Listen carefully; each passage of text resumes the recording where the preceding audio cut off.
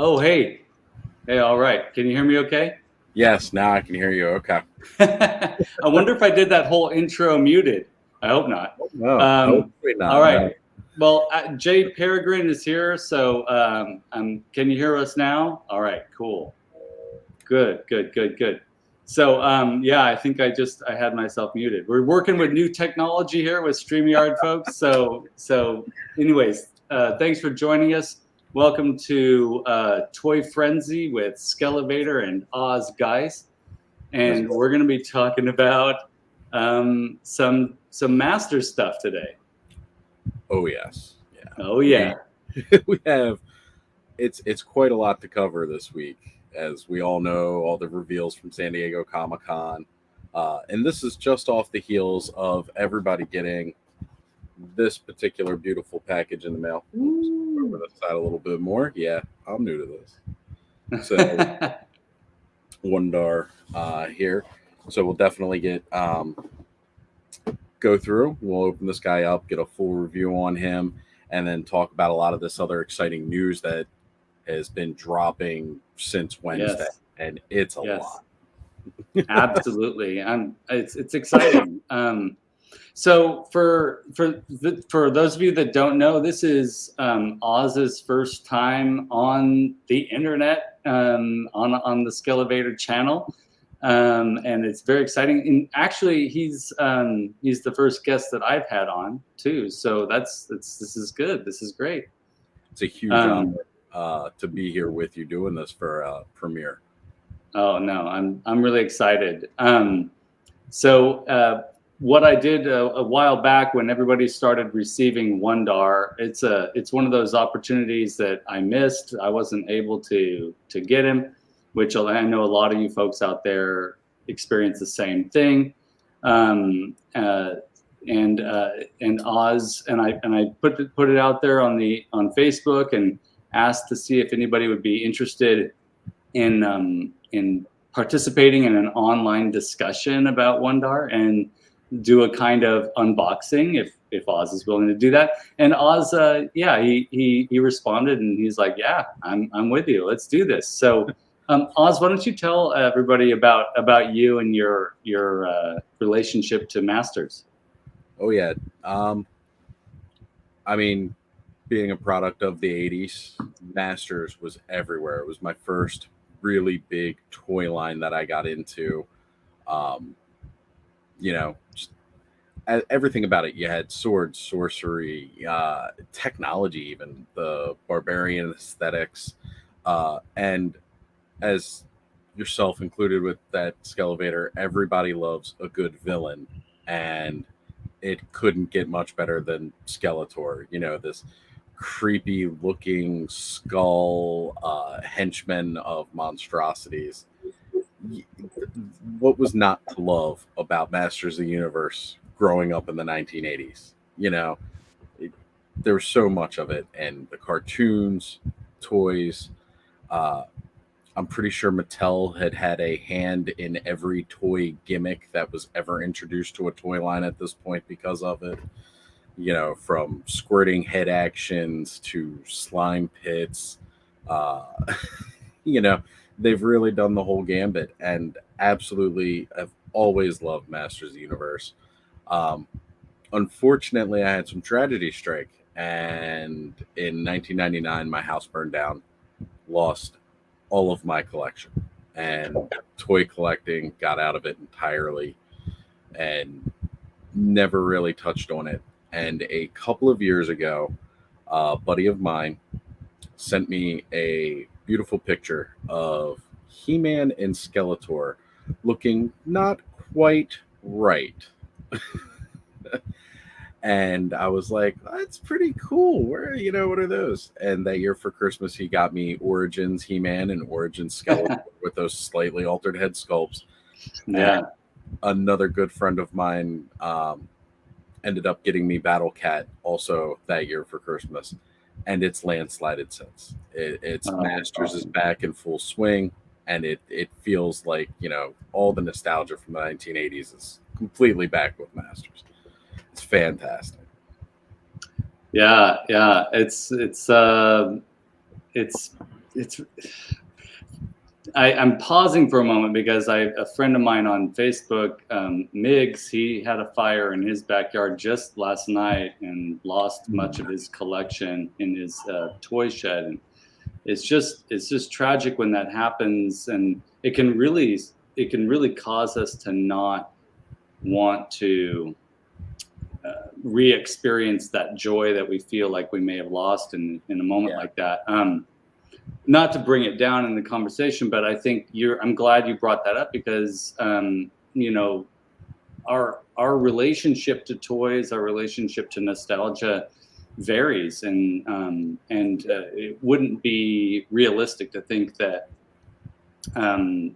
tragedies when it comes to our relationship to toys wouldn't occur. And, you know, I can't say I identify, but my mom, it with good, you know, and totally like with good intention, just gave my stuff away to her students and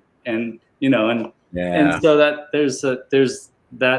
that's a different situation. But I you know, for a while I was like, dang, that stinks. But at the same time, I'm like, I'm so glad those people have those toys.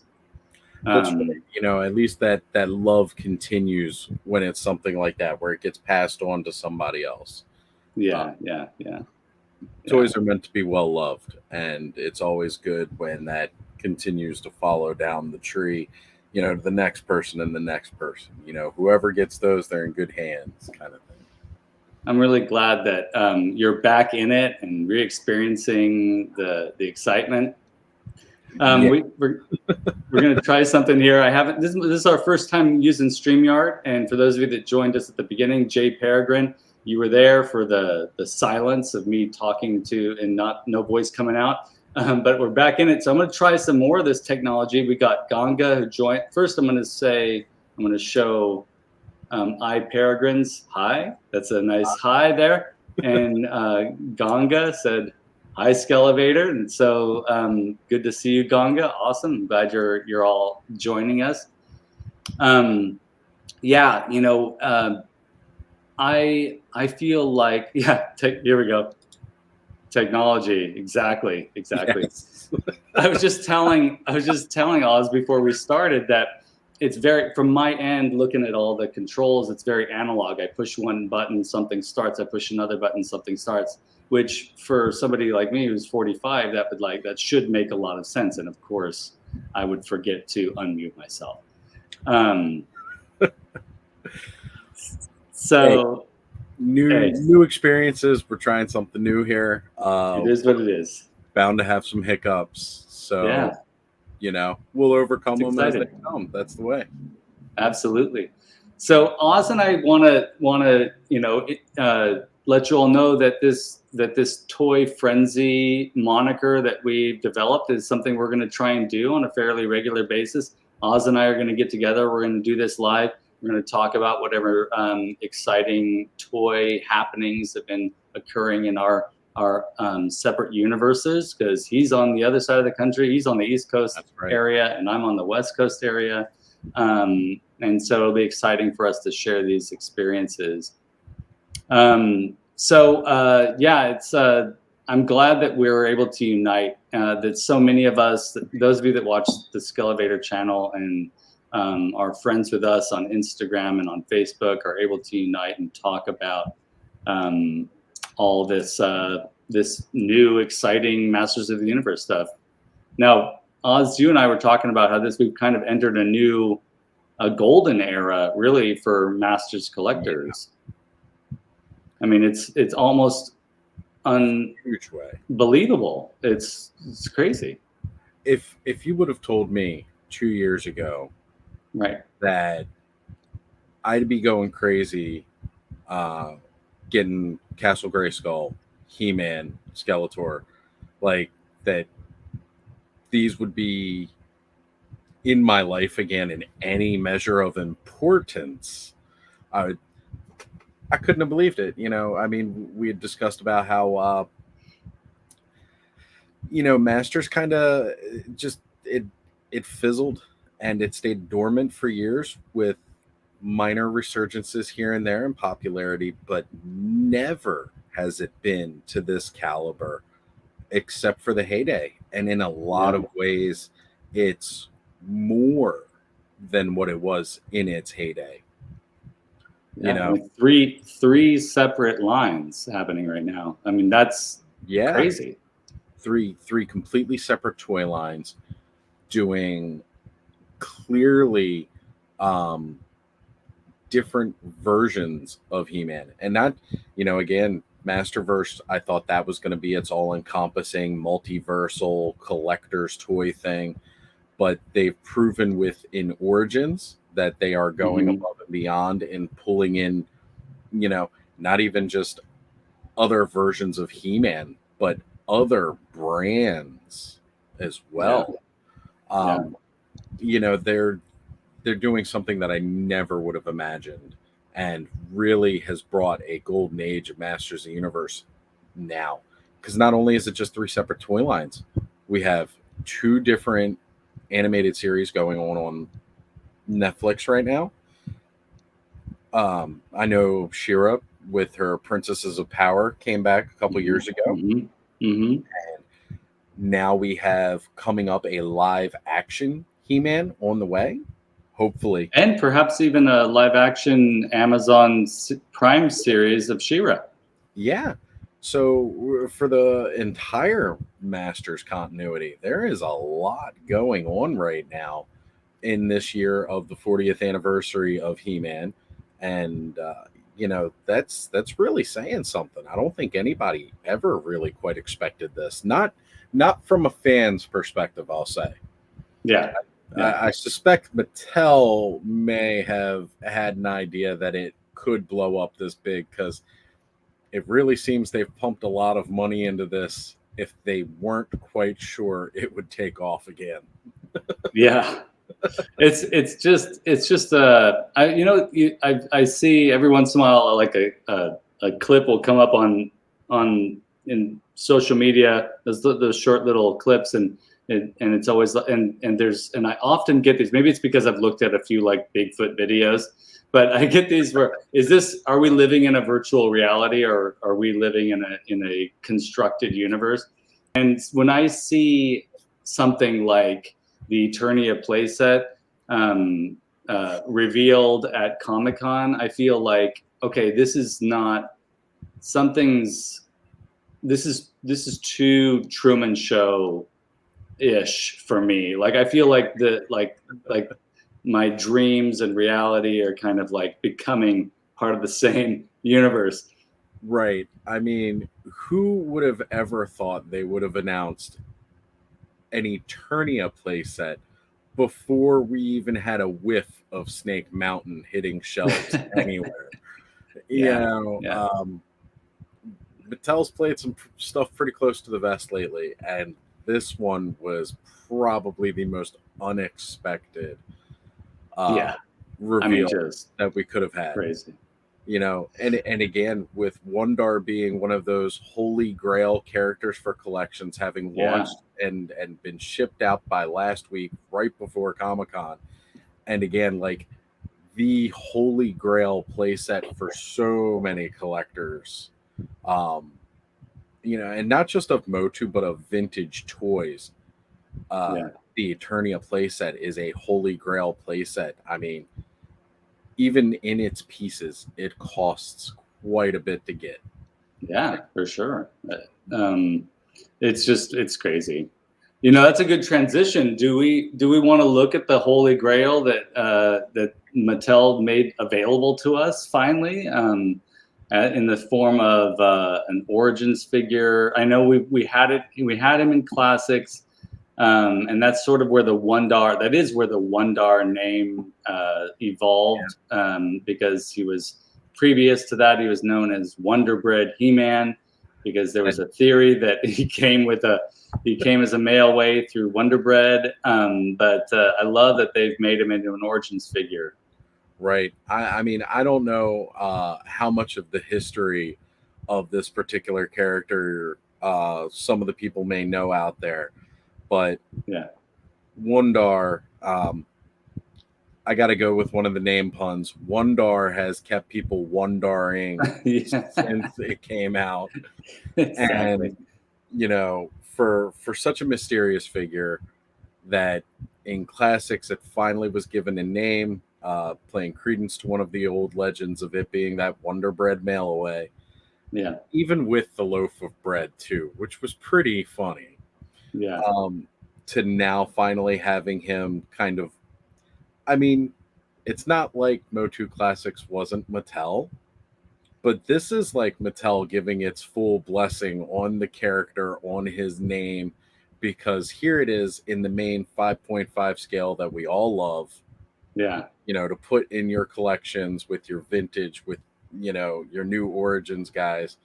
And I gotta say, it does not disappoint in any way. Check it out. The shipper box actually menaces pencil art on that. I mean, he does this for each one of these releases. You know, so try and get it better framed. Yeah, that's good. Now these are loosely based on original, like loosely based on Conan sketches, I believe, or something similar to that, right?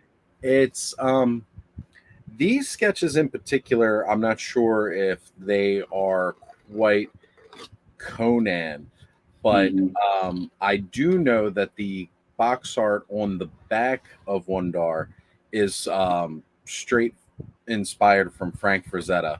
Yeah, that's right. One of his Death Dealer. That's right. Yeah. So I think they did a little nod to Frazetta with the Coldar packaging too, right? Yes, they did. Yeah. Both of them are.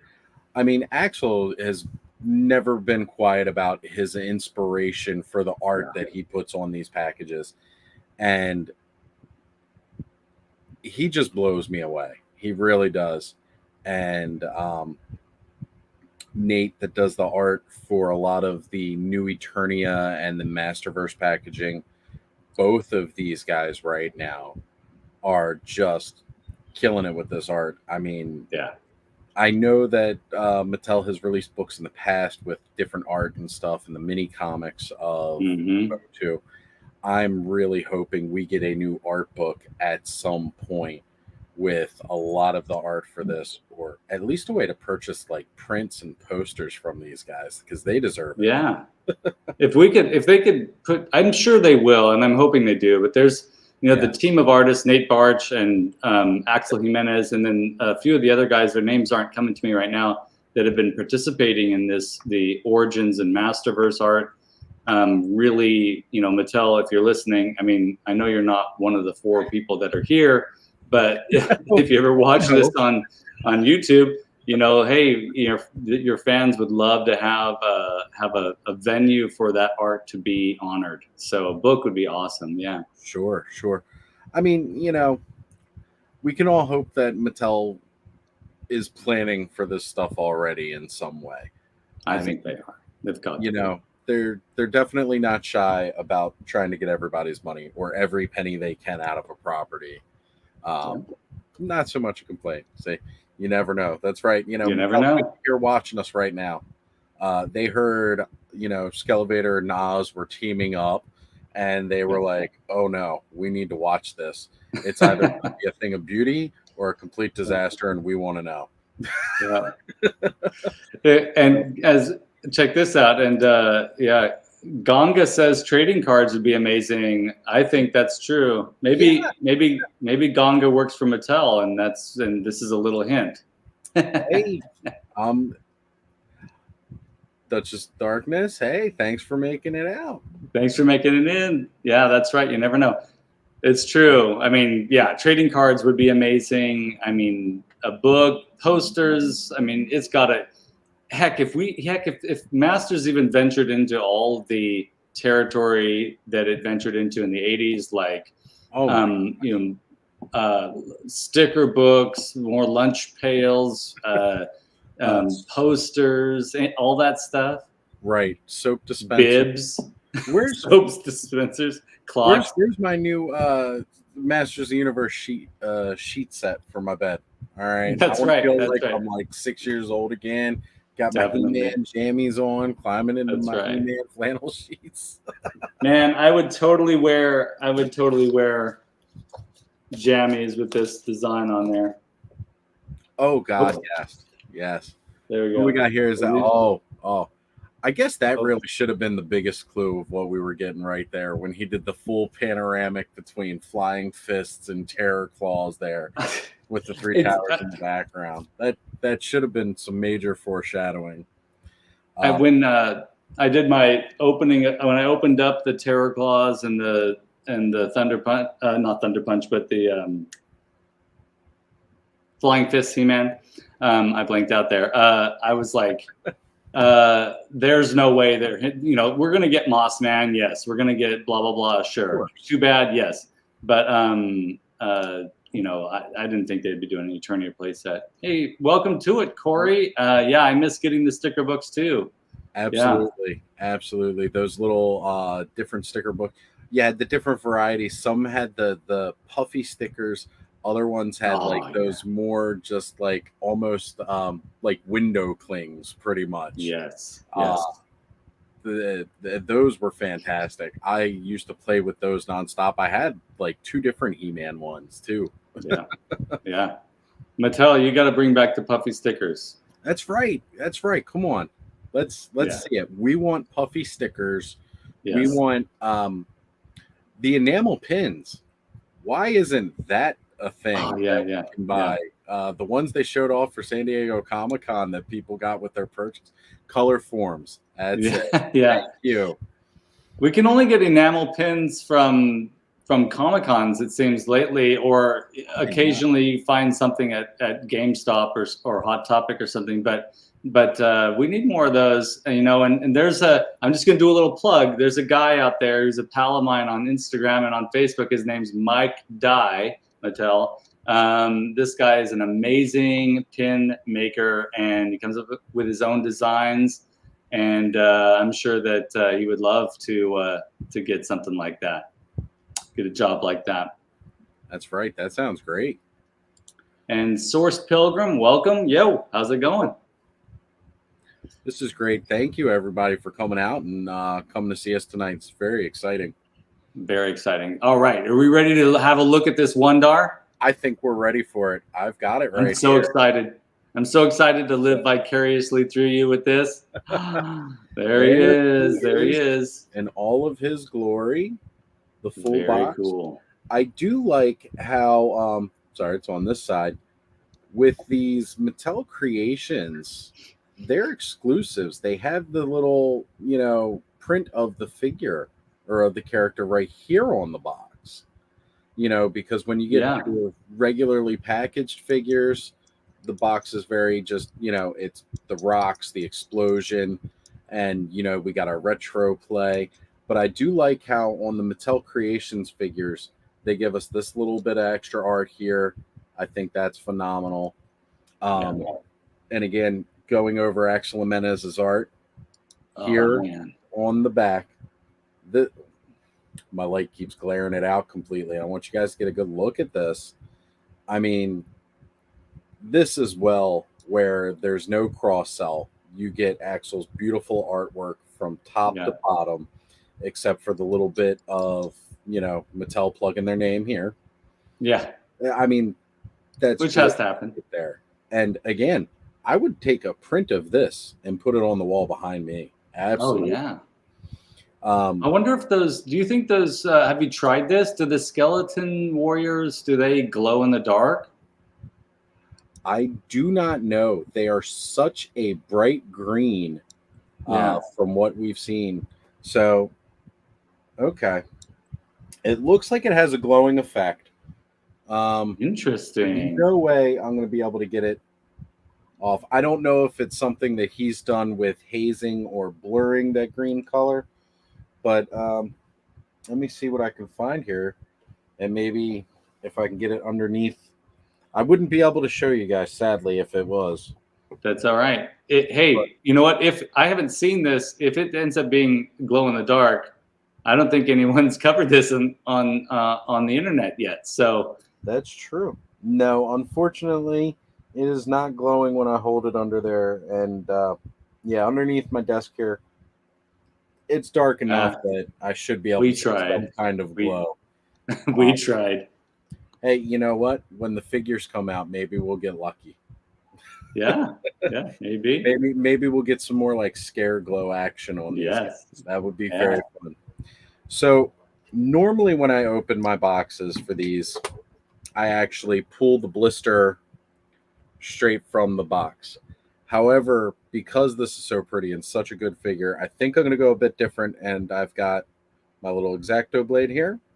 I think I'm going to do one of the cutting of the blisters and then remove it that way. Remember to always cut away from the hand. Yes, cut away from the hand, and hopefully I do not regret doing this and cut open the mini comic in some way. Oh yeah, don't do that. No, I can't cut that mini comic. All right, so I mean, Masters, they're pretty good. We get this little button almost like right here, where that makes it a little easier to slip the blade in, and you can actually make sure that you're going above the mini comic right from there. Now, okay, I don't like how my knife jumped out like that. That was pretty good.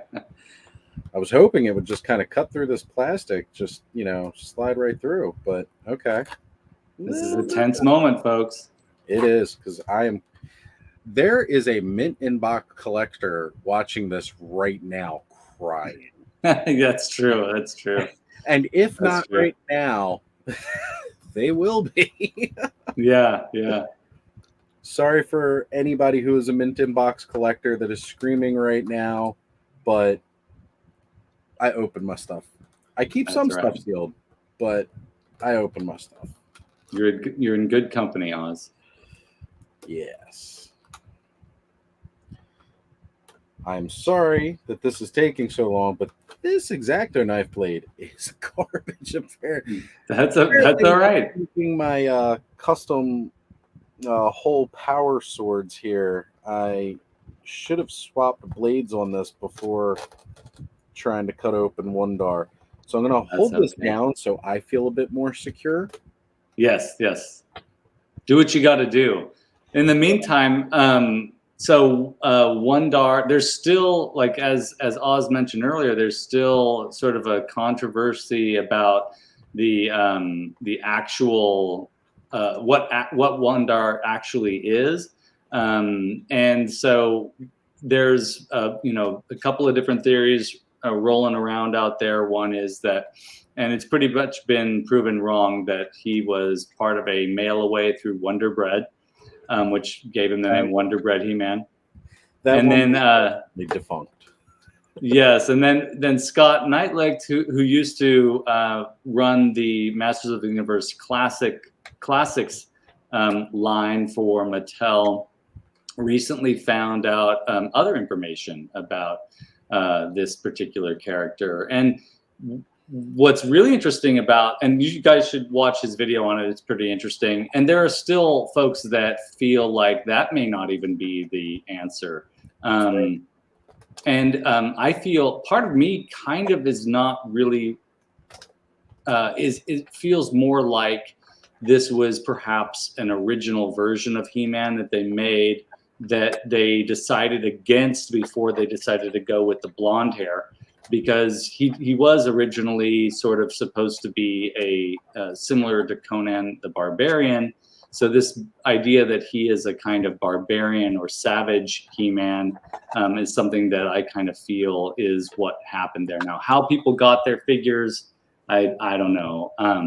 But I love that it's still so mysterious, and we have some clues here and there that help us sort of feel like, well, this really did happen, but how exactly, we may never know. That's right. Now, has the closest answers because he's had the most access to resources to get answers on the subject. That letter from the mom, right? Right. But the truth of the matter is, this is something that happened 40 years ago, and the people who were in charge can't even remember where exactly this guy came from. Right. So what hope do we have of ever fully figuring out the mystery of the Wonder Bread He-Man, other than we've confirmed he was definitely not from Wonder Bread? Yes. And the armor that they include with this guy is Zodiac's armor, but it's that the black Zodiac armor came with an accessory set of armor. And so that's sort of a callback to some of the original pictures of this Savage He-Man or the Wonder Bread He-Man, WUN-DAR. Someone had put that black Zodiac armor on him, and that idea or that aesthetic has stayed. And Mattel, and we might have, people have differing feelings about this again, but Mattel decided to include that for this particular figure, as did Scott Knightlick when he put out the classics version of WUN-DAR. That's right. I think that's one of the neatest things about this is certain aspects of this are completely That's right, Corey. He was born from Eternian legend. We can just leave it at that, right? Born from legend. Yeah. He was born from legend. He was baked in an oven. That's right. He's a color form. Yeah, he was quite itself, but they're really validating how some fans have presented this, or fans' version of how they felt this figure needed to be. Of course, the maroon weapons they've confirmed came from a Manny Faces weapons pack. The Zodiac armor and the Zodiac gun that is often referred to with this character, we all know that came from that accessories pack that was sold later on as its own thing. And people just kind of packaged these kind of things with him, not necessarily that he came with. I tried looking when digging up information on this character myself to find any absolute verified info that he was ever packaged with maroon accessories. Yeah. And the closest thing to a confirmation that there is that back in the 90s, two brothers were auctioning this, and it was still sealed in a plastic baggie. And in that plastic baggie was the sword and the axe. Yeah. So with that, that's kind of the closest confirmation. But people have reported that it has come with the sword, the axe. Some people have said it came with the rifle. Some people have even said it came with a pistol. The one that everybody lost off of the weapons rack from Castle Grayskull. Nobody for sure anymore. But some people are saying it came with that. Like, nobody can say what weapons this guy ever came with. I think the mother in the letter from the video that Scott put out said that he came with nothing. He was bare bones by himself. So we'll never really quite know. But at least as far as my understanding of it is, that is why this character comes with the Zodiac pistol, the axe, and the sword, is because those are the closest confirmations we kind of have as to anything that was verified with this figure early on. And speaking of which, he's out. There he is. Still got him in the little blister pack here, but we all know how quickly and easily these guys come out. Oh, he's one of the banded ones. Shoot, I should have looked at that. Now what they've been doing is they're no longer putting the weapons accessories in the little baggies anymore. I don't know if you've seen this or if you've bought anything like that, but they're actually putting the weapons just in the back of the packaging now, which is nice. Because every time I go to open the damn baggie, I feel like I'm going to break or bend the weapons in a certain way. Oh yeah, for sure. You got it. When I pull it open or I try to pull it apart, I feel like something flies somewhere. And yeah. So dealing with that baggie issue right now. Again, trying not to cut my thumb, being very careful. Away from the hand. Yeah, I probably have better luck if I just pulled out my K-bar and went to town on this thing. I feel much more confident handling that. Yeah. So here we go. We have, now these are brown, not the original maroon. That kind of gladius style sword from the weapons rack. And this is the new version of it, of course, that came with Castle Grayskull now. Right. That original small thing from the retro Castle Grayskull. I've always loved that sword. I thought sort of a gladiator sword. Yeah, when I first lost my power sword for my original He-Man toy, it was this one all the way. Yeah. Even though it was so much stubbier. And then I got Fisto, and I'm sorry, what does Fisto need the sword for? He's got that giant fist. That sword. I've never understood that.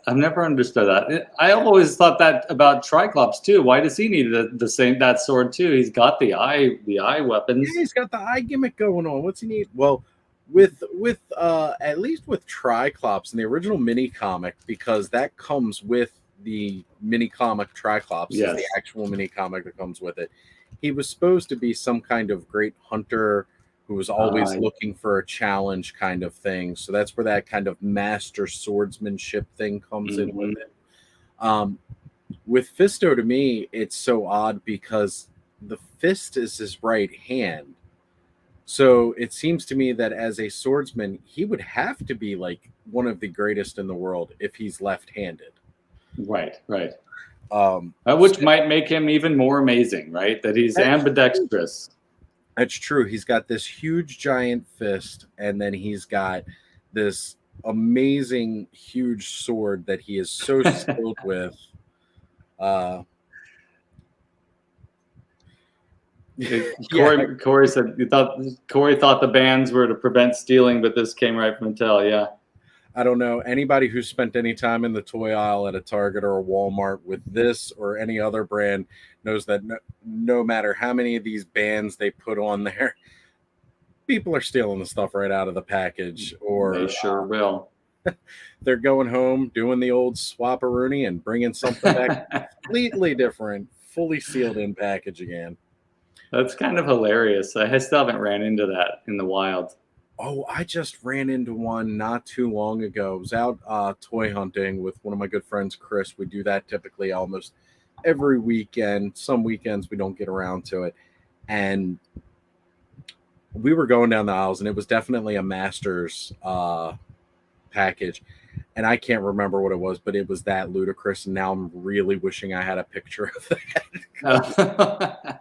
It was something that was definitely off, like way off. But it looked like it was still brand new, sealed in package, like it had never been disrupted. I got to hand it to the guys that can do that and know how to do that, how to seal it perfectly again.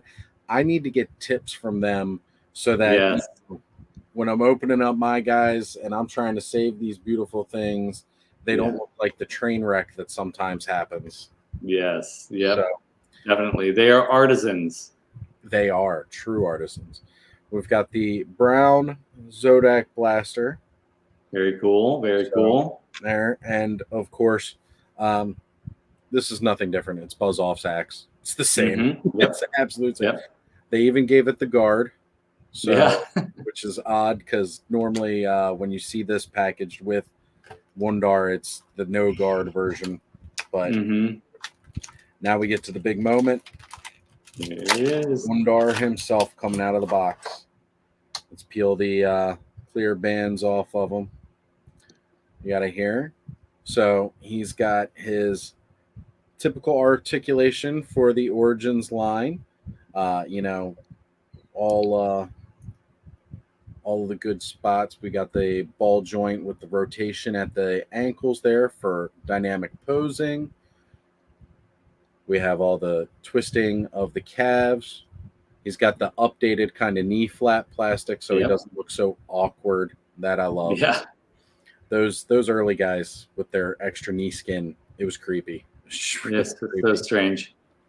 What I do like about this is that WUN-DAR packaged right away, both gripping hands. Yeah, that's good. He can hold all his weapons. Yeah, he can hold at least two.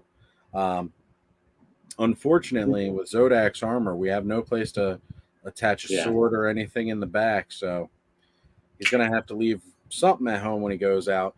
Now, one thing that I was interested to look at is I noticed a lot of those early ones that went out from Frank and Sons. That early launch that happened. It was a very obvious joint along the hair. Oh, yeah, yeah. And on the back. And I have to say, I can see it because I'm looking for it. But it is not nearly as obvious as those photos had shown. Like a seam right across the forehead, right? I'm looking at this He-Man here. Yeah, like right where those bangs would be. Yeah. There was supposed to be and it showed up, and everybody was saying it was either a quality assurance problem that they had, or it was just more obvious because of the type of plastic that it was molded in. Like, it doesn't show as much on the bright blonde. So with the darker brown hair, that it showed more. I don't know if I can get my camera to focus as much, but do a little comparison. I think this has a seam on there too. Right. And let's see here. Yeah. Okay, I got it. This has a little bit of a seam. Yeah. But I think you're right. It might just be showing up more because of the brown hair. Now, does he have a different skin tone too? Is the WUN-DAR a little bit darker or than the He-Man? That is a good question. I have not seen that comparison done yet. Forgive me for just a moment. I wish I was a little bit more prepared for that question. Give me a sec. I know I have my hands right over here. So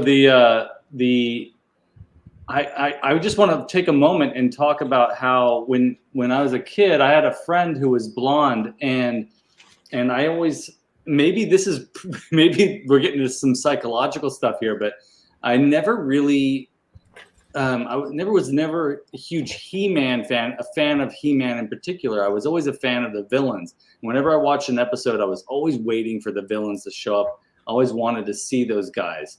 And I wonder if it's because I have brown hair, and I didn't identify with the blonde hair, and I was always jealous of my friend for having blonde hair because he had like the He-Man hair. And actually, It's really funny. I'm not going to call him out here, but he actually had a kind of He-Man haircut in elementary school. Oh no! Hey, for the time, during the time, yeah.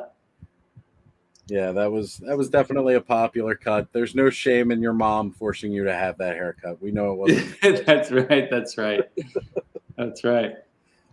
So I went over, and fortunately, since I was just playing earlier with my son with my Origins toys, most of them were pretty close to the top. I didn't have to dig around too far for them. I managed to grab, because I wanted to look for the seam as well on the blonde. And again, now I can see it. Now I can find it. Okay. Yeah. The bad guys always looked cooler. Yes, right, Corey? That's absolutely right. They always look cooler. Like the big beast man back there. Just such a cooler design. I don't know. The color. I mean, they seem to have more details on the bad guys than the good guys in a lot of ways. It just, that's always how it seemed. Yeah. So I grabbed all of my readily available He-Man. So we got Vac Metal Battlefield Warriors 2-pack. Yes. We got the regular battle armor and the regular He-Man. And I got to say, skin tone, it seems to be at least, I don't know how well this will come up on the light. I'm hoping the light doesn't actually wash it out. But it looks like maybe just a little bit darker. Yeah, it's a little different. It's a little bit maybe even less pink. Right. Yeah. So it is a slightly different skin tone. Yeah. Almost more like Fisto's. He's got like that more muted kind of tan. So yeah, that's what it looks like to me based off of these. is that Good, he's cool. got that slightly different colored skin, which is actually really makes it hard to customize. Yeah, you can't switch the parts out, right? Like, you can get Fisto, but you can't get that right arm in that color. Yeah, that's true. Jay Peregrine says less yellow. Yeah, maybe it is a little bit less yellow, maybe a little less pink. Right. Not quite tanner. It's a little hard to pinpoint, but it is a slightly different skin tone. That's right. I didn't want to quite say he was a little bit like a darker tan, less bronze almost. Like it's muted. You know, it's muted. He's not as vibrant. That's the one thing that Jay Peregrine points out, less yellow, and that was for me kind of a big problem for me with the Masterverse He-Man from the Revelation series, the first version of the He-Man that came out through the Masterverse series. He was very, very, very yellow, which kind of bothered me a little bit. And Corey says, "Nah, they just left him in the oven too long." That's right. Perhaps left them on that 450 for a little bit longer than 13 minutes. That's right. So WUN-DAR has a darker crust. That's right, just a little darker crust. I mean, you know, look, his armor's burnt, so he's got burnt tips, burnt wrist guards, burnt armor. He's a little dark. He's a little. He's well done, He-Man.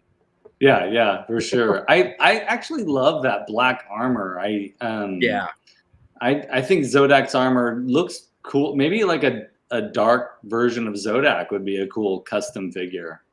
You know, that's not a bad idea. And I've actually wondered if we may ever see the return of the accessories pack.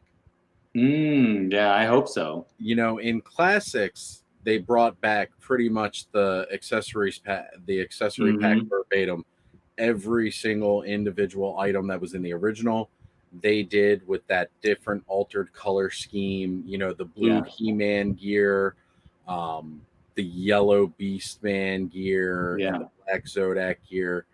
It was really cool that they did that, you know, absolutely for classics.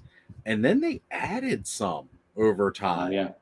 They had the different varieties that came with color variants of other different characters, weapons, and armor, or it would have additional pieces like the Drago. Was it Drago Man or that dragon guy? Yeah, I think it is Drago Man. Yeah, but like the variants on his sword, you know, Scott's talked several times how they never had the money for the tooling when they were making the character because he himself was like all new tooling. And to get him approved, they had to show where they could share some of that new tooling with other figures.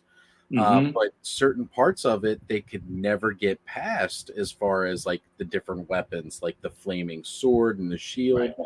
And that was something that they had to go back and do later with the accessories pack.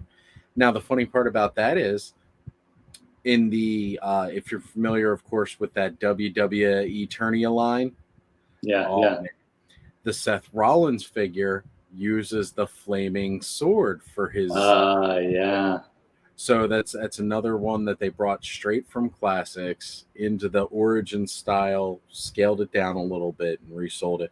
So it's funny that tooling that was raised all those years ago for that particular figure and that exact accessory, it's something that they've managed to reutilize again even today, which is important because it's kind of where, you know, if it wasn't for the easiness of the shared tooling of these figures, I don't think we would have the line where it is and how much it's picked up steam, because you can just now see where they're getting into the more individualistic tooling for certain characters. Yes, for sure.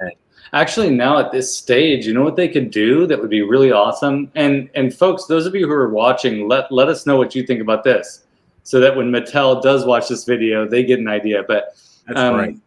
A weapons pack just like the vintage would be amazing, but also perhaps like and it could even come in a small box, but but customizable parts, different heads, different arms, different feet, different hands, because we're having such a blast switching out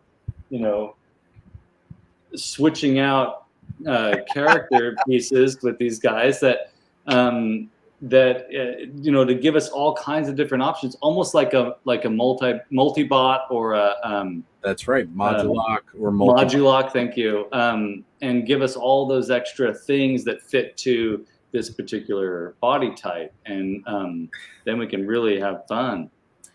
Speaking of your custom Skeletor right there, yeah. For those that are new to the channel, I think they deserve to see King T if you have him around. I think King T needs to start off every live. Yeah, King T. There he is, the man. I love it. King T. The man, He's legend. That's right. He's my new favorite, my favorite discovery from mixing and matching, and he's fantastic. He really is. It just perfect. works. It works so well, and the proportions are right. If the proportions feel right. And I'm sorry. Sorry, what? No. By all means. I was just going to say, sorry, King Grayskull. Sorry, King Grayskull. But this does everything for me. Yeah. That's right. That's fantastic. And I gotta say, right? Exactly. Mr. T's head on that King Grayskull body, and it doesn't get much better. That is King T complete. King T. I love it. Absolutely love it. Well, the last part of WUN-DAR before moving to anything else here is the mini comic time. Oh yeah, let's have a look. We all love these. I love that it's called The Lost Legend.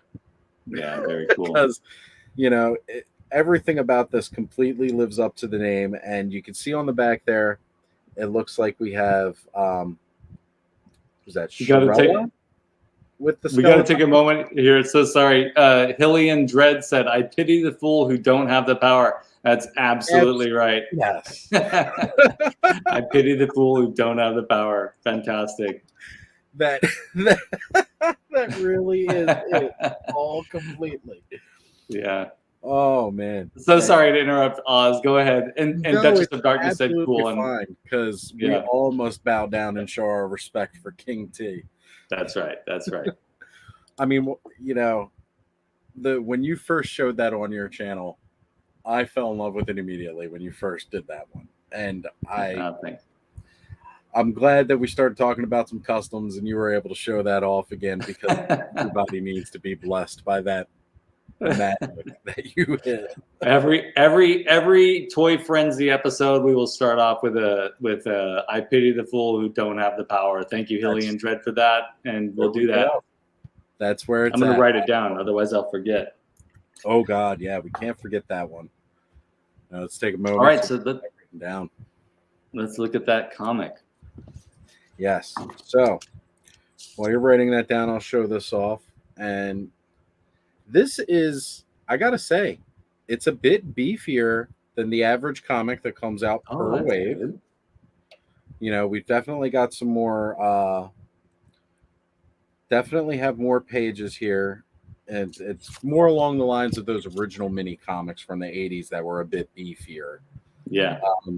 And it looks like it's just telling the story of WUN-DAR coming in, looking more like Ular from Classics, where he's here we even see the panel where he's holding the spear. Oh yeah, just like that Savage He-Man. Yeah. So it's calling back all the way to the original mini comics of He-Man.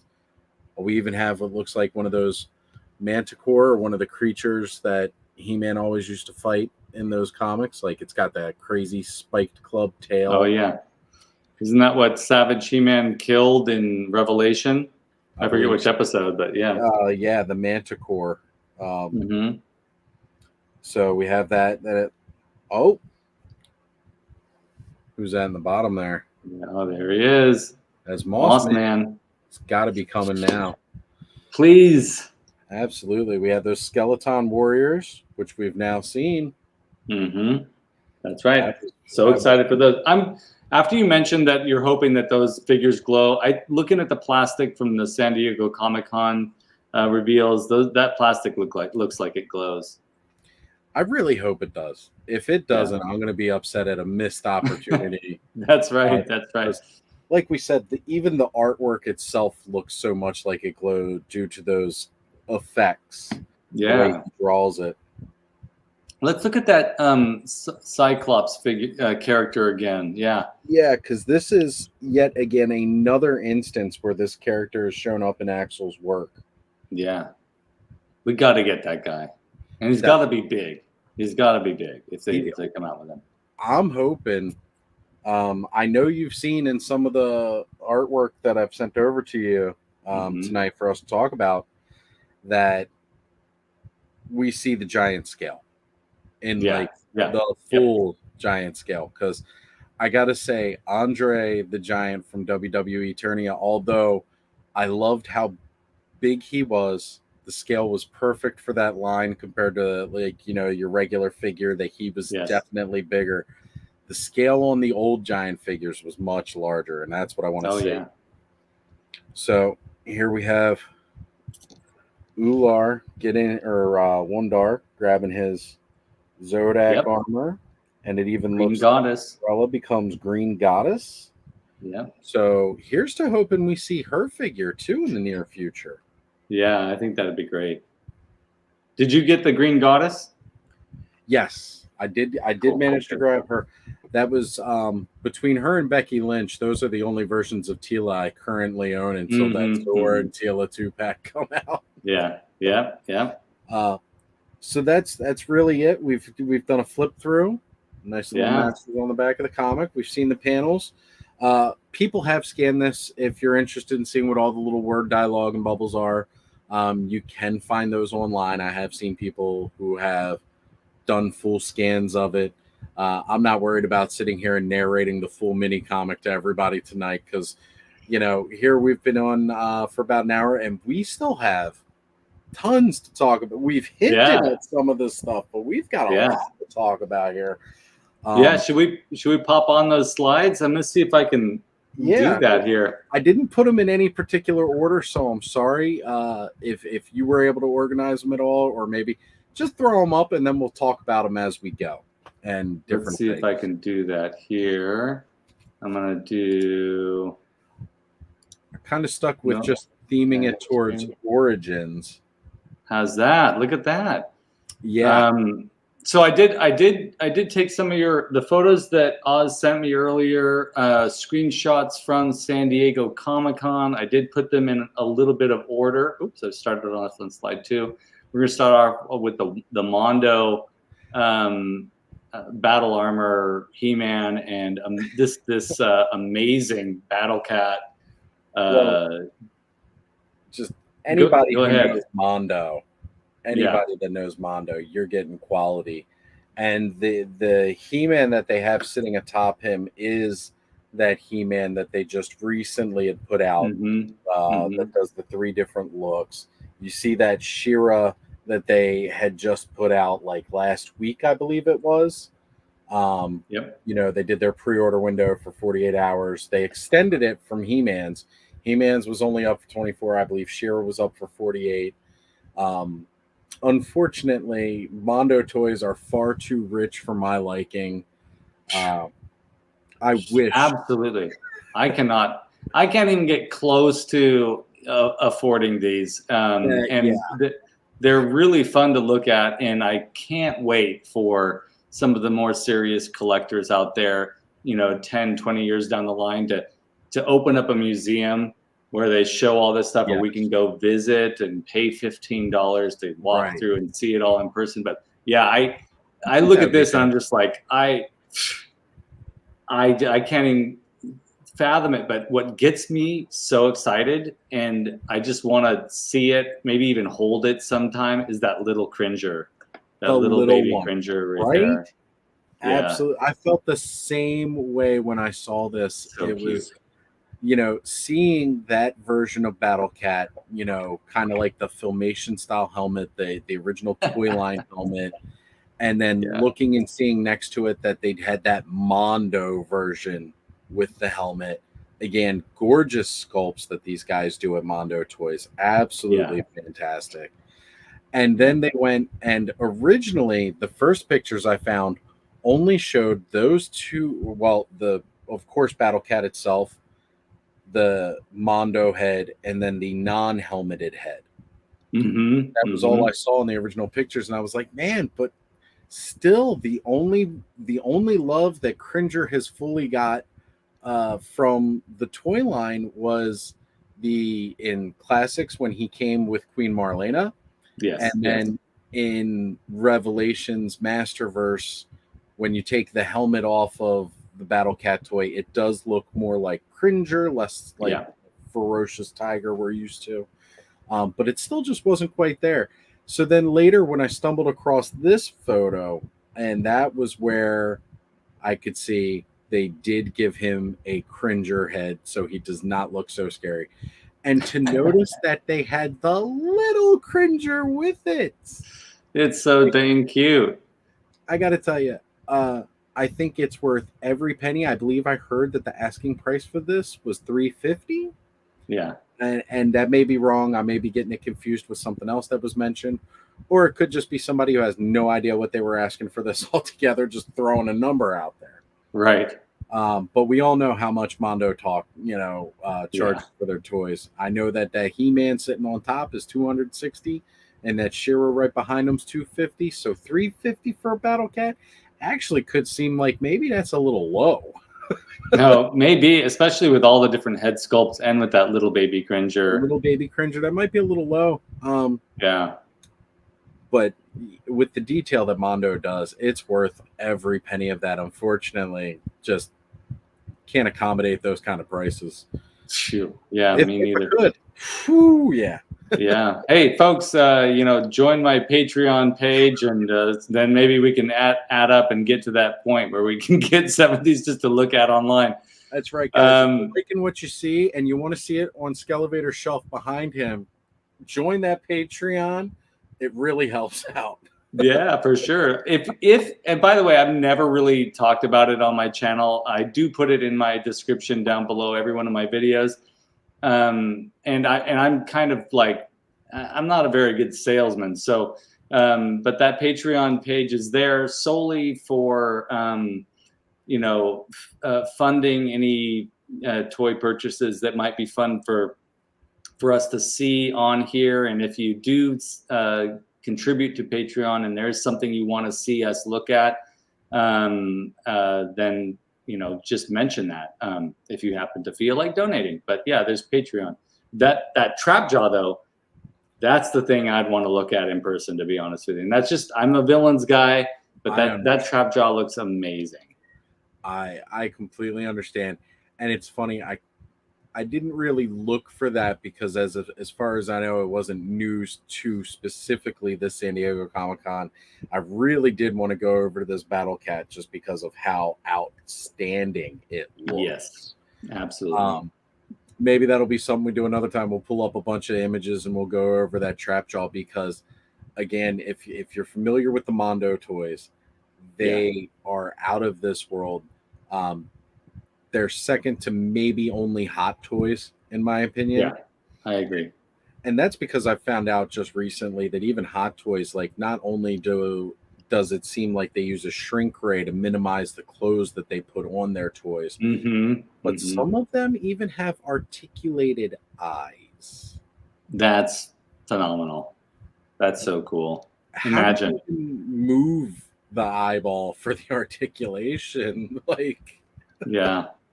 That's so cool. You'd have to get like a little eraser or something to just sort of move it.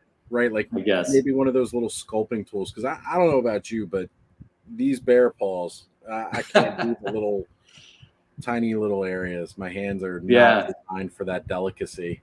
Yeah, I'm not. That's part of the reason why I make such big things is that I'm not good at painting small little details. My hands are a little shaky, so I have a hard time with that. So yeah, I would mess something up for sure with those. Yeah, but I mean, realistically, they're probably the only, and I don't want to say that they're on another level than Mondo. I really want to say that they're really about equal. It's just like some of those finer details like that make a bit of a difference. You know, rooted hair versus sculpted hair, those kind of features. But definitely. So let's move on to some more origins here. If we back to Mechanic here with the Road Ripper, or as I've heard it called, the Ground Ripper. Now, I don't know if you've watched any of the videos from Pixel Dan or the guys over at Geek Dad Life. Jay's been posting a lot of pictures. Yeah. Pixel Dan did a interview with the brand manager. Now, I know we can't get all the full panel from the design team. Apparently, that was most of the news that we really wanted to see was from that. I have not seen the entire video of that. However, I did watch Pixel Dan's interview with the brand manager, and this is a 2-pack.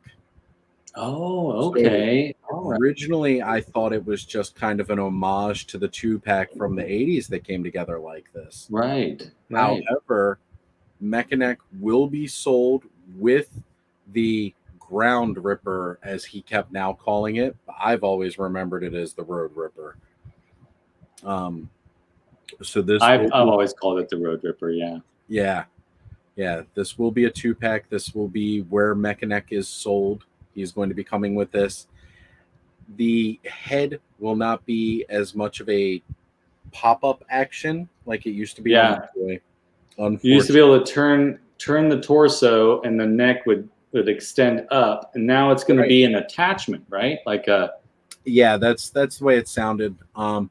But they have expressed that with parts of what we've seen from some of the Snake Men that have been announced now, and with such as Mechanic here, where some of those play features that we're used to, some of the gimmicks from the original toys, if they want to add the modulation of the figures, being able to pop the heads off, swap the heads and everything like that, it's at a cost of what are people having more fun with right now? Would they have more fun with the actual play feature, the actual gimmick, or would they have more fun with the modulation and the mixing and the swapping of the characters now? And it seems to be that in some cases they are definitely leaning more towards that swapping of parts. Which is where we're going to have with Mechanic here. And to be honest, I'm kind of okay with it, because I always thought it was weird how far I had to twist his body for him to fully telescope his neck that he was looking at anyway. I was like, that cannot be comfortable. Even as a young child, I knew you were not supposed to twist yourself like that. That's true. I hope they're going to bring, that extension looks like it's about 1.5 inches long. It would be great if there was maybe it's 2 inches, like several of them that you could just attach, make it really tall. Because in the cartoon, he could just get that head way up there. Yeah. So, he was able to see over the wall of the palace. And, like you said, even the original toy, it was only about as big as the torso, which is about 1.5 inches. And we never had that full length. So it would be nice to see if we can get a couple of those extensions. That would be something neat to have. Yeah, for sure. But so let's take a look at the next slide. This is the reveal that really got me excited. This is going to be Mattel Creations exclusive that you'll have to buy through them.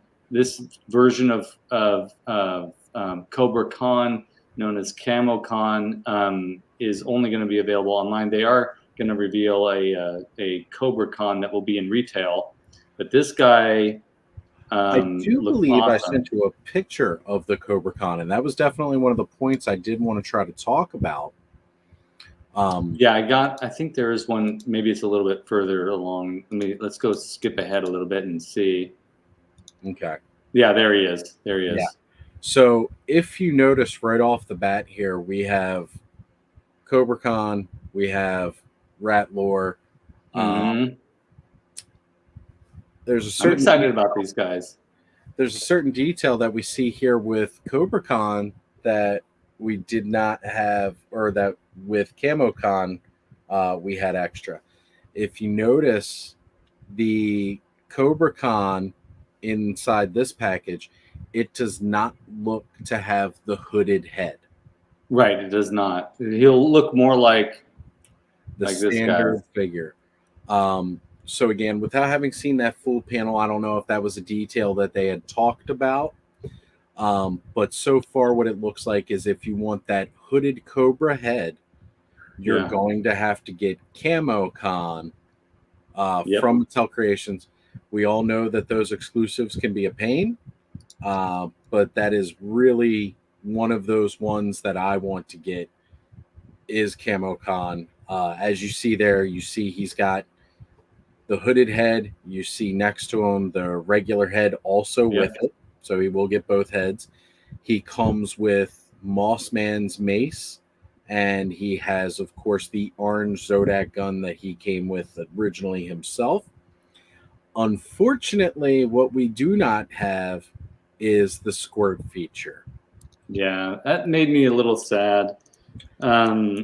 Just because, you know, the action feature of the suction cup for Leech was something that I mean, I accepted the change. I kind of loved that you could pump the air through his face by pushing the thing on his back. But the fact that he still sticks is important. A snout spout, he can still squirt water. That's important to have. I used to love to squirt this guy at, you know, my little brother, and to not be able to do that is a little disappointing. I'm willing to trade off that feature, missing this feature, for having the Cobra fanned head to be able to switch it out. With this one, I don't see it being so much a problem of the modulation of swapping the head. It's more or less, I believe, that the swapping of the arms, if that makes sense. You know how on your battle armor He-Man, your battle armor Skeletor, and like the Buzzsaw Hordak or Mosquitor, those arms do not come out. I think I would have been fine if that was kind of the same deal with Cobra Khan. If, you know, we sacrifice the arm to give him that initial squirt feature, because it's not like they couldn't add that little squirt attachment to the bottom of both versions of the head. Well, my question is, I wonder that, and I did catch some of that talk when they were explaining what they had. They were describing these new figures, and I wonder if this version that we're looking at here, the retail Cobra Khan, they didn't say anything about him not having the squirt feature, and I don't see anything blue in this package, but it just could be behind him. But sure, maybe he'll come with the squirt feature. You know, and that would definitely be something cool right there, because that would definitely give you another reason to want to go ahead and get this version, as well as getting that more elusive Camo Khan. Again, to buy both versions, right? Right. Well, I mean, our money.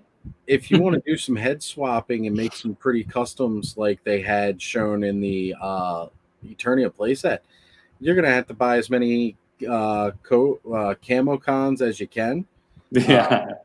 Cobra Khan being at retail, I'd love to say that hopefully he won't be hard to find, but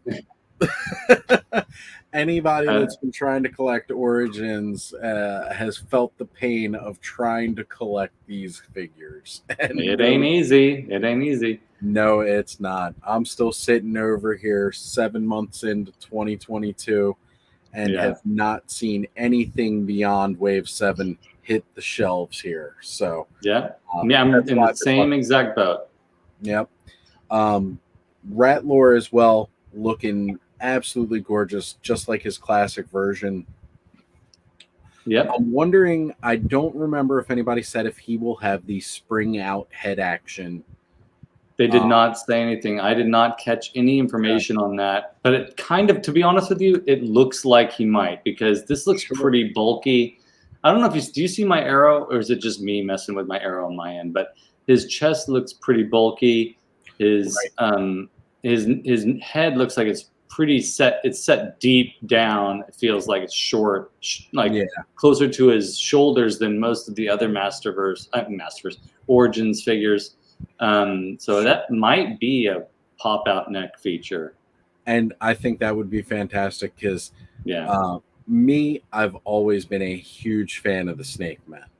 I myself love reptiles and all of their creepy scaliness that most people can't stand, and so to me, growing up, the Snake Men, all of them were my absolute favorite faction. Oh, that's cool. That's cool. All the way through to Snake Face. The only one that I didn't care for was what's his name? Blast Attack, the robot. Oh, I love Blast Attack. He was cool on his own. He just made no sense to me being. He doesn't make any sense. It doesn't. Self-destructive. I'm gonna blow up the Snake Men myself. Yeah. Whatever. Yeah. You know, I'm looking at it now, and it sure looks like there's. It says evil creature with the quick strike head. So I think they're telling us he's going to have that. I cannot read the side information there. I can't make that out. It's too pixelated. But I'm sitting here trying to stare closer at my screen, giving people way too much of a close up on my face. Not the fact that I'm live. Yeah, that's funny. There's no reading of that. And here again, another just the artwork that's coming again. Actually, Menace's artwork here, and he leaves so many different Easter eggs. Oh, there's so many here. I mean, I just want that laser light Skeletor up there. I believe that's what that's in reference to. Yes, it is. That is definitively the laser light Skeletor. Yeah. Oh man. And I don't know if I was able to find a clear picture of it, because I really tried to send the clearest resolution pictures I could find to you. Actually, go back to that last one. This one. Nah, not that one. Then one before or after. This one.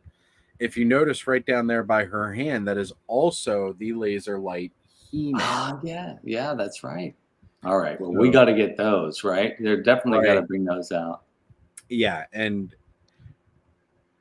I'm almost going to say it, but I almost wish they had all that clunky battery goodness that the old ones had. I hope so. If you're going to go for the nostalgia factor on these, I need to have that awkward AA battery pack to hold on to and push to get my light up action on. You know, you and I have talked about this a little bit off air, but part of the reason why I'm more invested in the Origins line is that the wonkiness and the weirdness of the original vintage figures is here. Yes. It's present. It's almost like consciously occasional paint mishaps, occasional weird, head sculpts, and it feels like almost on purpose they're giving us the same weirdness and strange proportions and just super odd design choices. That is part of the reason why I fell in love with the vintage toys in the first place. I feel like they're doing it. So if they've got to have that bulkiness and awkward body shapes for those batteries. Absolutely. For these figures, for sure. I mean, and the way they worked those battery packs into the deco of the figure itself too, like I just really feel like that's a part of that design now. Like it has to look this clunky, this awkward. Right. And if we're not seeing that, then it's not going to feel right to me. But yeah, this packaging from Axel is outstanding. We see in the background, of course, the Eternia towers. We have, this is pre-Eternia. We have the dinosaurs. We have the, in Grayskull. fighting King Grayskull. He's trying to put down the Snake Men. You know, we have the Megator. Like, I mean, this is phenomenal. So I really, really hope this means that we will eventually see ourselves get some giants.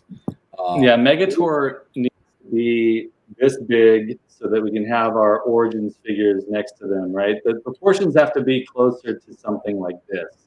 Right. I feel, right. For it to be, because the vintage figures were huge. The vintage large scale figures were huge. They were at least 12 to 13 inches. Yeah.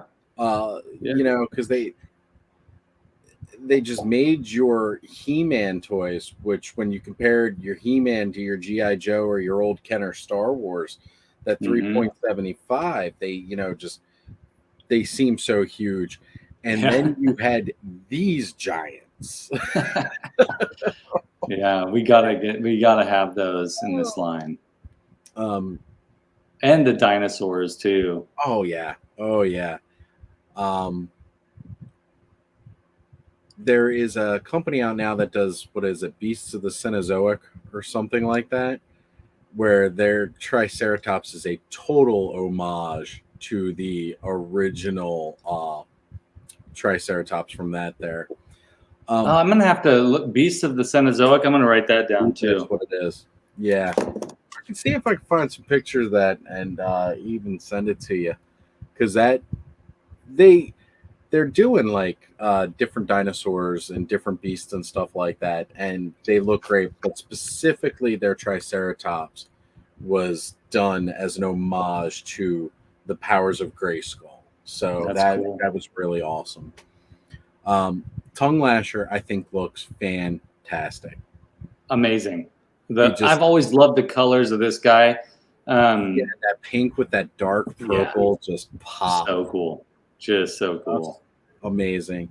And I'm loving, you know, we talked about the artwork that's on the cards, but the card refresh for the Rise of the Snake Men. Yeah, very nice. Look, it's very, very awesome. Yeah. Yeah, I mean, strategy. Sorry, go ahead. Yeah, common marketing strategy to refresh your packaging, and I think it looks great. Yeah, that's amazing. I'm stoked about so yesterday when we talked a little bit, I was like, you know what, I was never huge on the Snake Men. And it's true, I never really got into them as much, but the more I look at these figures, I know that's probably just the case because I never had them. But yeah, Tongue Lasher, and I had Cobra Khan, and he was the only one that I just love that guy, but I didn't have any of the others. Ratlore. It's, you know, because Cobra Khan came out before the rest of them. Originally, he wasn't. Right. You know, there wasn't a Snake Men faction. He was just one of these guys from Skeletor. They retconned him into the Snake Men after they released the faction. So that's right. Yeah, it was definitely something really cool. This is probably the best image I could find of the Thunder Punch He-Man. Yeah, it's awesome. As a kid, Thunder Punch He-Man was just next level. Is he the one for you? No, the original will always be my all-time favorite. The Battle Armor was the one that I got after I broke or lost my original one. So he was my main He-Man. But Thunder Punch was just that. I still remember the commercial. Yeah, definitely. You know, and that punching action and the pop of the cap, and then the cups fell down like he actually hit them. Like that concussion really happened. Yeah. I don't think do you think there's going to be caps in this guy? Probably not. No, definitely no caps on this. I'm pretty sure there are laws against that kind of a thing now for a toy like this. But I do love the fist effect, though. I mean, that's pretty awesome. It's pretty awesome. Now, I can't tell if do you think that fist is, it looks like it's almost just added on like as clay past the actual fist part. It doesn't look like it's defined, but the flame effect or the power punch effect is very cool. So I hope it has a fist that comes through there, that it attaches to the wrist area and sort of encompasses the fist. Well, I'm almost wondering if this was something that they've kind of thrown together, just like, we know it's coming. He's going to be coming down the line. But if you look at him, he almost looks like this hodgepodge throw together of various He-Men. He's got the boots of the flying fist. He's got the shorts of your standard, the loincloth. Yep. The chest could have been from any one of them. He's got the wind-swept hair, one of the alternate heads. Yeah. So it's almost kind of like they just threw this together to get it out there, have it on display, because it almost doesn't even look like the sword and the shield match either. Right. They don't. It's you got this sort of vac metal shield and non-vac metal sword. And you're right, that chest armor does kind of look like it's been sort of maybe 3D printed and then popped on him. I can't really tell. It's a little strange looking. It doesn't quite fit right. But even if this is just a mock-up, I'm glad they're thinking about bringing him. Oh, absolutely. Absolutely. I'm hoping that this shows intent. Although I do know, again, from interviews with Pixel Dan, he said that a lot of the Snake Men in this were mocked up just specifically to do the display. But one of the things that I like about that idea is that they are showing you what you can do if you are a customizer. If you get all these different Snake Men and you get multiples, you're not going to run out of custom ideas for Snake Men. Yeah, it's so cool. They really showed off what they can do with it. Especially if they come out with that parts pack. Yes, again, just give me a whole bunch of random Snake Men parts in a box, and I'll throw it together from there. That's right. So, again, here we're looking at more of the Camo Khan box because it's kind of got his whole story. And a lot of those characters in that art were parts of classics that either came to fruition or did not. I especially love the guy in the middle on that more right-hand side with 3 guys in front of King Hiss. Yes. Snake Man in the middle. He dates back to the original mini comic. Yeah, he looks like oh look, we've got hold on one second. We've got somebody else popping in. Masters Maniac Mexico. Welcome to it. Hey, Master. Glad you could make it with us. Yeah. We've got 5 people hanging out with us this whole time, which is really cool. Folks, if you have any comments or questions as we're going through this stuff, please feel free to join into the conversation. That guy, the guy in the middle there, I know you mentioned that you recognize him from the mini comics. They did a version of him in classics, right? Axel proposed to do a version of him. Axel's been working for Mattel for quite some time. He did a lot, some of the different concept art or some of the figures where he showed recently, I believe it was on his Facebook, the different parts that they could reuse to make him as one of the Snake Men, like a repaint of who was it? Fang's head. Yeah. And then it was like Ratlor's arms and somebody else's legs, all the different pieces you could do to put together to make the Snake Man, as he was again part of those mini comics, but never had a figure. Right. Yes. So that's his name, Fang, right? That head that we're seeing there. Yes. Yeah, and that's exactly what it looks like too. Him from the original series, the original cartoon Filmation. Well, yeah, it is a lot of information, and Masters Maniac Mexico in the previous comment said, "I'm going to need to rob a bank," right? And we get it, man. This is this is overwhelming, to be honest with you. All these reveals and all these potential figures and all these figures they're saying that they are going to be showing to us or providing for us or putting out in the stores or putting on Mattel Creations. It's almost like I hope that this is. I feel for those of you who are, you know, looking at your bank account wondering how you're going to do this. I do feel like they're going to be doing this over a period of about 2 years. So I feel like we're gonna have some time to digest this and be prepared to buy a figure here and there. So fingers crossed it works out that way. Well, I mean, let's look at it in the fact of with the way the distribution on this line has been, we're all looking to only really buy one of these in store ever per person. Right.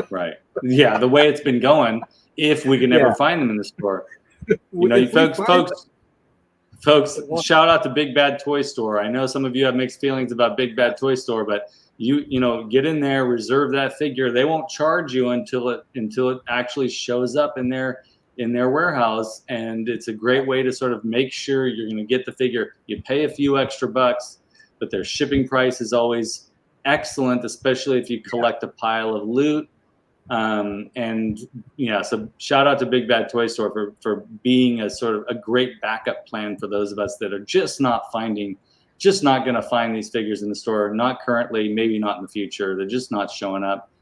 But with all this, you know, we talked about it, Oz, a little bit, like with the crazy sales that are happening at Target right now. And part of me feels like they are sort of preparing for a restock, like a big restock. So fingers crossed we're going to be getting Wave 8 and Wave 9 finally in the stores. I hope it's Wave 8 and Wave 9, because I would be extra upset if they clear out all this space and then we're getting Wave 10. I mean, I am so anxious to get my hands on that Mantenna.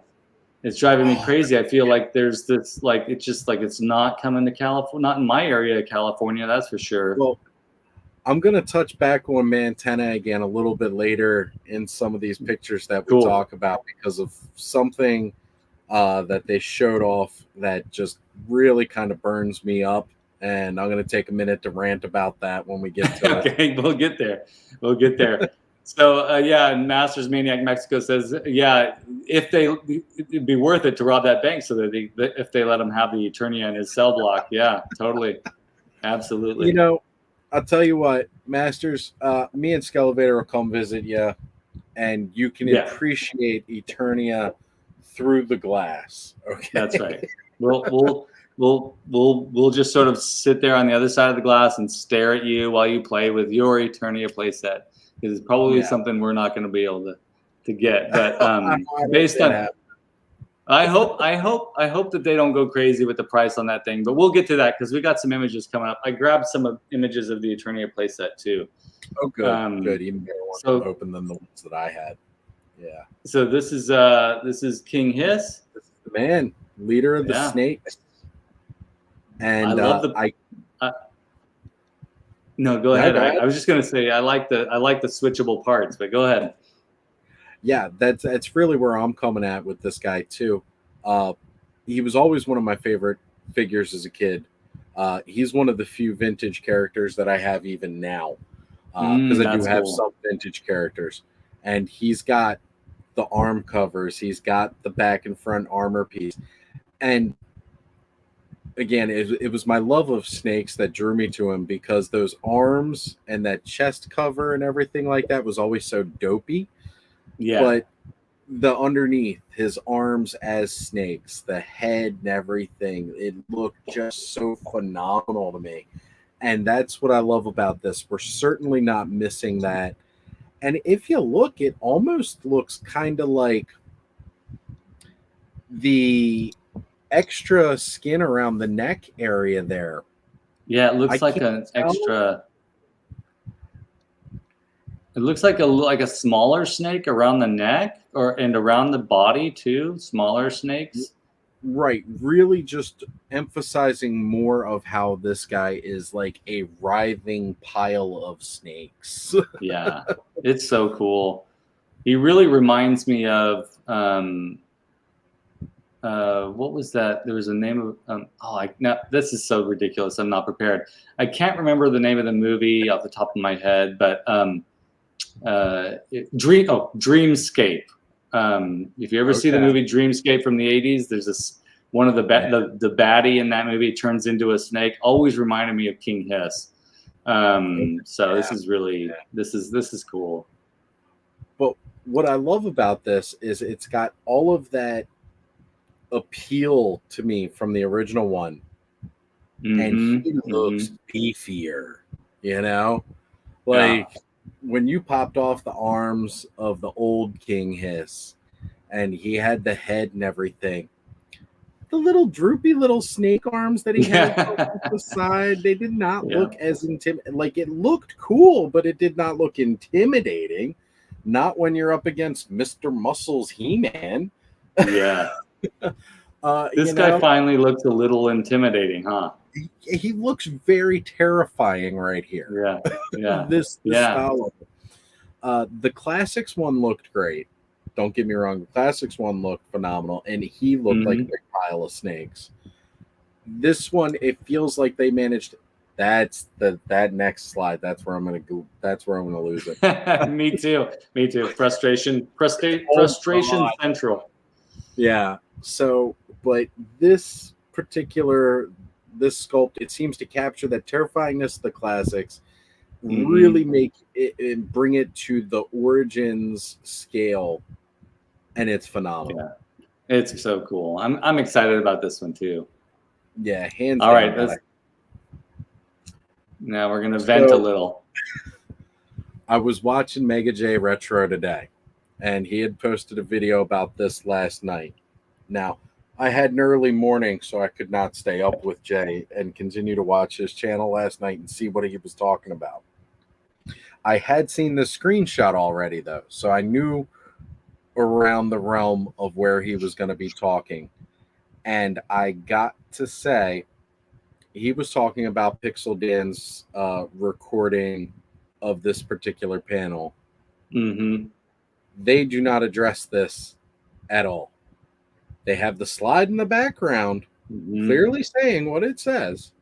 And do not mention a single thing about it. Do not talk about it. Just trying to gloss over the fact that that's even a thing. What it says. It's a little frustrating, right? That this is that you know, to get the dark face Grizzlor, you had to get the exclusive, and now the regular Grizzlor is going to be another exclusive. I find that a little disappointing because, you know, we wanna have this guy in retail, and I'm wondering if it's because of the extra expense maybe for the fur, but that seems I don't know why they made this decision. It's very frustrating. Yeah, it'll be at a higher price point. Right. I always felt like the Horde itself was very like Universal Monster-esque. Yes. Yeah. And you could see those represented in the different characters within the Horde. Definitely. Grizzlor is your Wolfman. Yep. He was one of my all-time favorites as a kid. Like, when it came to Horde members, you had Mosquito for the blood pumping action. Yep. Yeah. I mean, first off, again, we've said it several times this stream. The villains are where it's at. The villains are always cooler. And it didn't get much cooler than the Horde themselves.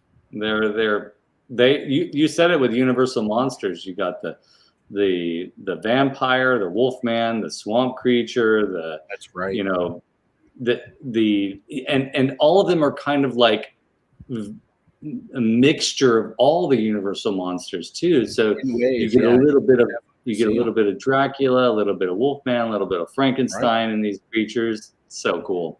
Yeah. So to make both versions of Grizzlor exclusives, so frustrating. It burns me up because it feels like so many fans are not going to be able to get a core member of the Horde without paying ridiculous scalper prices. Yeah. Grizzlor is always a fan favorite. You know, to be honest, for years, like I never even registered that it was Beastman in the live action He-Man. Oh, I thought for sure that was Grizzlor. Right? I mean, he looked like Grizzlor. It's almost like, yeah, he is Grizzlor in my opinion. Yeah. And so, like, for such an iconic character to be put the way of Mattel Creations exclusive, it was last year we had San Diego exclusive for the 4-pack, and now this year we have Grizzlor coming fall 2022. So we've got like what 2-3 months. Yeah, he's going to be the next exclusive between that and Camo Khan. Fingers crossed, guys. You know, I mean, unfortunately, some people are just going to lose out on this one, and that is a shame. Gamer Bud, welcome to it. Yeah, I think they did gloss over it to gauge a reaction because it went down with WUN-DAR. Absolutely. Could be. I think that you know, and even with the outrage that occurred with the San Diego Comic-Con 40th anniversary He-Man Skeletor 2-pack with the die-cast weapons, a lot of people were really frustrated not be able to get that too. I feel like but I think it's maybe a little too hopeful to think that they will change anything to retail if they've already said it's going to be a Mattel Creations exclusive. I hope that they change it, or at least change their approach, because it's not. A lot of people are getting frustrated with the lack of availability of these things. And they said that 40th anniversary is not coming to retail either. I hadn't heard that yet. Did you hear that, Oz? That's too bad. So I personally did not hear the clip, but it's been mentioned in several other places that they have said the 40th Skeletor is not going to come to retail. Ouch. We will get the 40th anniversary He-Man, but it does not look. It looks like the only way we're going to see that Skeletor is if you were one of the lucky few to get that set. And it was a tough one to have to put a pass on. You know. Yeah. It really, really was. Like it was. You know, my birthday is not until September. I told my wife, hey, this is. If we're gonna do anything, you know, big for my birthday, forget about it. Let's just see if we can get that 2-pack. And so we were one of the fortunate ones to get it. But I haven't been talking about it because I see so many fellow collectors so disappointed, and I know the feeling. I wasn't able to get the WUN-DAR, and that's right. It's just like so Gamer Bud said I skipped out on that set because you were waiting for the retail release. I know, man. That's really disappointing. They're not going to do the Skeletor. Mattel, if you're listening, please change your mind on that. If you're going to make a 40th anniversary He-Man, you've got to make a 40th anniversary Skeletor available to all of the fans out there. And you know, not to just go to them on too much. Where's my 40th anniversary Battle Cat and Panther to go with them? Or 40th anniversary core villains set. Right. You know? Right. Where is that at? Where's my Skeletor, Evelyn, Beastman, you know, and then the I want a flocked Beastman, to be honest with you. Bring on the film, like flocked Beastman. I tell you what, if we get an actual flocked Moss Man, I'll spray paint him orange for you. There we go. Perfect. And Gamer Bud said I got 2 WUN-DARs so I can trade for a future. And you know, Oz, you and I were talking about that a little bit. But I'm annoyed that I may have to trade it off for this Grizzlor if I miss out on it. Yeah. I completely agree. You got a holy grail figure hoping to hold it off for a really good trade, and now you're going to have to spend it on a basic Horde member. Yeah. So it's so sad. And I agree. I think Oz and I both agree that core characters should not be exclusives. I agree. Not at all. But here's the problem, though, is that at least I'm of this opinion. I love my Merman, I love my Beastman, I love my Skeletor. Those are core characters, but when you look at all the characters in Masters of the Universe, I feel like they're all core characters. You know, if we're looking just at the cartoons, sure, these particular characters always showed up and the other ones didn't. But when we look at the toy line, it's like everyone has a very powerful story when they're talking about Webstore or Cobra Khan or the Princess of Power toys or Hordak or I'm just gonna, you know, or Fisto and you know, we all have these attachments to the figures too. I feel like they're all core That's characters. Right. You know, when it comes down to it, any character in this line is somebody's favorite. You know, Yes. somewhere along the line. And for anybody to not have the availability to get that figure, it's a bummer. Yeah, it's a super big bummer. The variant Grizzlor was already an exclusive.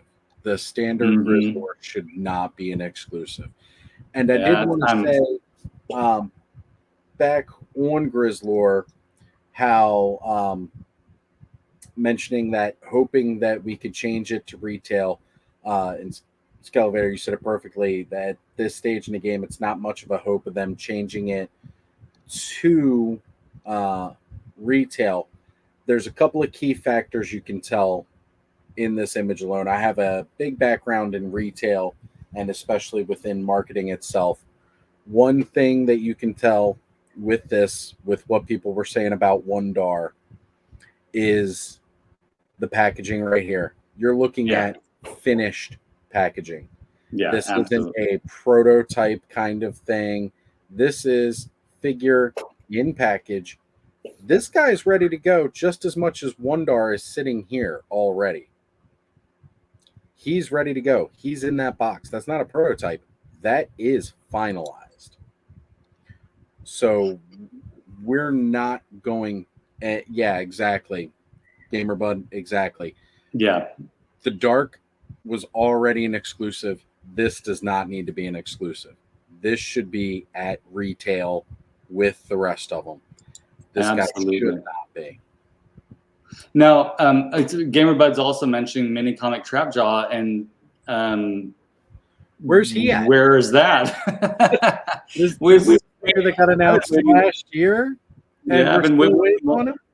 Still waiting on that guy. Now to end on maybe a positive note with this exclusive Grizzlor that's frustrating a lot of folks, me included, is I'm a big fan of that. You know, that the Fright Zone, and sure enough, right up here above I forget his name's head, you can see the Fright Zone in that illustration. So maybe that's a hint we'll be getting that. I'm hoping so. Really hoping. And GamerBud, yeah. Mini Comic Trapjaw should be an exclusive in Grizzlor's place. I agree. Yeah, I just think maybe no exclusives for either of those characters. But we, as Oz said, you know, we've got. It's pretty clear this is going to be. This is, by the packaging, it's going to be exclusive. Yeah, we'd already done the review with the packaging of the WUN-DAR. You can see it's got the front version of the character right on the package, just like the exclusives. The behind it, it's that full box art with no cross sell. That's definitive of the Mattel Creations exclusive characters. And it says new for 2022 up in the corner. There's no way we're getting him at retail at this point. Yeah. I mean, it's GamerBud mentioned, hey, behind Josh's head on the card back, there's also Mini Comic She-Ra and Modulok. That's right. I can't see Modulok, but I believe it. I believe it. It's in one of the other pictures. It just wasn't. That other picture did not have the wording as clear. That's why I didn't send you that one. Oh, that's all right. But now here's something. Oz. Ganga says, "Hey, Oz, do you do freelance marketing?" You know, maybe I should. Maybe that's something I should look at getting into as a career here, doing freelance marketing, something along those lines. It may not be a bad idea. I have quite a bit of experience over the years, having done retail, having done marketing in itself. But you have the mind for it, that's for sure. Yeah, I will just say from experience that unfortunately at this point, this is a point of no return. This Grizzlor is going to be exclusive, and it's a shame. It's a crying shame. Well, so, we'll be in touch, Ganga, if Oz, come to the next one maybe, and we'll create a dialogue and see what we can figure out. Sure, we'll see what we can do. So this was another huge one that just strikes a chord. I'm more in love with the packaging. Yeah, the packaging's awesome. All figures. The fact that they're like a TV, you can't see it in this image, but the front of each of these boxes is designed after a TV guide, which I thought was pretty funny. The core box itself for this 4-pack is a TV. You're welcome, Ganga. So the overall idea of the packaging being the TV itself, being the 4 decades, because it is really symbolistic of 4 different decades of He-Man. Original from the 1980s, New Adventures for the 90s, 2000X series. It says it's in the name, early 2000s, and the CGI for the current. I mean, it's kind of stretching across 2 decades, the 2020s and the 2010s, but I mean, this is a definitive packaging for 4 different decades, all led by one man, He-Man. And just what an amazing tribute to such an iconic character within pop culture. I have one complaint, and that is, and I know these are all based on the figures that went to TV, but where is, the Dolph Lundgren He-Man? I know he's cinema. He's the movie theater guy, but he's the movie theater He-Man. That you said it yourself there, that he made it to the silver screen. These guys, unfortunately, were all stuck straight to TV release. We had no. Well, Filmation had his day in the movie theaters. That's true. That's true. There you go. He did make his way into the movie theaters, the Filmation version, whereas the rest of them all stayed on the small screen. But I think Dutch is absolutely. I mean, it's fantastic. We're getting a Filmation He-Man. We're getting that New Adventures He-Man that so many people hate, and as much as you hate him, it's right. The package is amazing. Yeah. I mean, I used to have mixed feelings about New Adventures because I was way over like collecting toys because I was in my late teens when New Adventures came out. Right. And I was like, I don't want to bother with that. But as I've gotten older and more back into collecting, I really love the weirdness of the New Adventures figures. So that He-Man's kind of cracks me up. They're not showing us the ponytail on the back, but I'm sure it's there. It better be. I'm going to be upset. Better be there. Ponytail. I mean, I'm already mad that they jacked him up on the steroids from the 80s because he was much more lean muscle. He was not nearly as beefcakey as this. And I think we're with you on this, Masters Maniac Mexico. We definitely need the Dolph He-Man and the Frank Langella Skeletor for sure. And that's the funny part. What it really boils down to is the rights to those designs of the characters. Yeah. I have no doubt in my mind we could get a likeness right for Frank Langella. I know Dolph Lundgren, he's always looking to make a buck. He would not mind selling a likeness right for himself. But unfortunately, because of those costume designs, that's right. Yeah, that's right, Gamer Bud. Going to see those. Unfortunately, I mean, we will not see those. Super 7 did really great classics versions of those characters. So I'd be willing to still hope for it. I think it might come. Absolutely. I would love to definitively see them.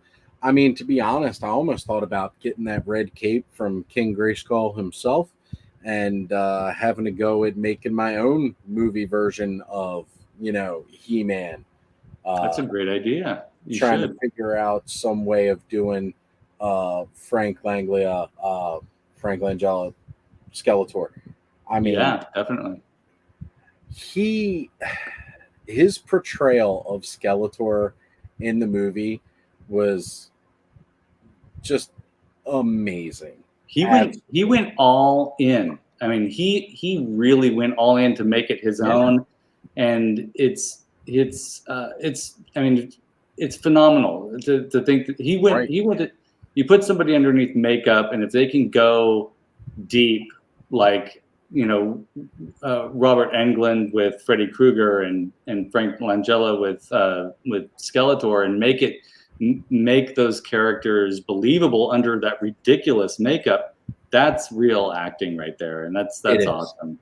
It is, and that was really one of the best parts of the movie. So here we have. And this is the Universal holds the right to the brand. Mattel has it sold to them. We don't know if it'll continue. There's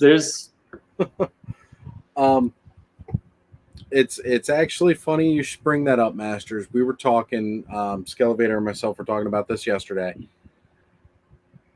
It was confirmed last year during PowerCon or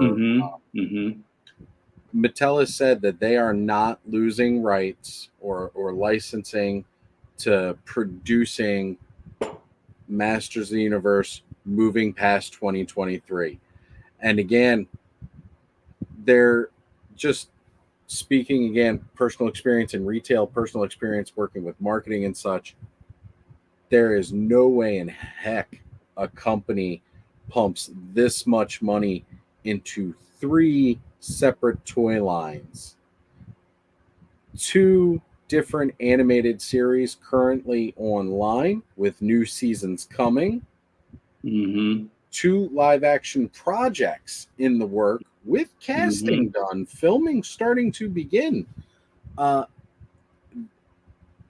far as rights go from Mattel right now, I know we've all heard Scott Knightlick and the wonderful, resourceful man that he is. The facts that he has based off of ownership rights, licensing rights, it's old. He has not worked with them for years. So what he knew then may not be true now. But the keyword is may. We don't really know. We're kept in the dark on all this stuff. That's right. I mean, everything could change tomorrow. And that's kind of the where we've been living. That's the world we've been living in ever since we decided we wanted to be Masters fans. I mean, how many movie projects have started and fallen through, and how many Toylands have started and stopped, and shows feeling incomplete, and so who knows? This could just be a joyous moment that we're all enjoying, and it could all change tomorrow. We'll see. It's the golden age. We have so much to look forward to, so much to enjoy that's out now. It's fantastic. Hoping it just continues, right? That's right. And so GamerBud says the new Eternity of He-Man is perfect for a movie He-Man. I totally agree. His face actually kind of looks like Dolph a little bit. I thought that too with mine. The problem is I just love the look of him so much as is. I don't want to mess with him. The new Eternia line with Masterverse, it's amazing. I'm It's so loving good. these callbacks to the original Mark Taylor concepts. Everything about it's fantastic. That Beast Yep. Man, wow. So cool. So good. And I've yet to see a Zodiac yet, but that Zodiac, he is awesome looking. Yeah. Here's some close-ups. I think I like the proportions on this this Netflix He-Man better than the other figures that have been coming out. I like this. Say, yeah, I really, really like this version of the Netflix because he's a little toned down. Yeah. He remembered that leg day was a thing. Yeah. A little more well-rounded in proportion. I'm liking, and I can't tell if that's like a watermark from this or if that's a paint app. But on his arms. yeah, it looks like he's got some kind of paint detail similar to how in the show when he's like powering up, he's got those kind of lines. I like that. I think that's really cool. That was one of the things with the CGI toys as they are now. They have that gold He-Man who's got like the white stripes on him and stuff, looking like he's powered up. I thought that was a really unique figure, really cool to look. And it looks like they're trying to carry that over somewhat with this. And I'm a fan. Yeah, it's pretty cool. Pretty darn cool. I love this guy. We already talked about him. I'm glad they're putting him out there. This is awesome. I am super, too, because super cheesy, but fantastic. He gets no love, so it's nice that they're showing him a bit of respect. That's right. To be completely honest with you, even though 2000X and the Mike Young production He-Man is one of my favorites as far as the animated series go, I gotta say, design-wise, yeah, I'm sculpt, with you. It throws me with you on that. Even on the regular retail release of the character, I still want it. Don't get me wrong. Yeah. I want my 2000X He-Man. I want my harness. I want his weapons. That ginormous axe that he has. Yes. Yeah, definitely. But that head sculpt throws me for a loop every time I see it. We've got I love the series. I just can't. I don't know why. There's something about this guy that it doesn't appeal to me as much as the original He-Man. But that's just maybe just me showing my age. Hey, you know what though? I got to agree with Masters. One thing that I do love here, and Master Maniacs, that's great. The play value of those toys. Yes. Yeah. I mean, let's face it. Okay, here's WUN-DAR. The one thing that I majorly miss is being able to do this full twist and spring. Yeah, and we have that. Got that tightness, and we have that, and we have that with those other figures, right? With the CGI He-Man toys, I buy those ones for my son for him to play with. He takes those to his mother's house. Origins stay here with Daddy because those are Daddy's He-Man toys. It's just one of those things that I do enjoy those, having those play features. They are definitely meant for the kids. And it's really one of those things that I find that I think Mattel is doing well with this line, or with all the lines right now. It's like this threefold marketing strategy. They've got toys out there that will appeal just to the children, just to the kids, and at a price point that makes parents go, yeah, that's not bad. $10 for this figure, $20, you get a figure and a vehicle. Sure, why not? Let's get them those. You're not breaking the bank on it.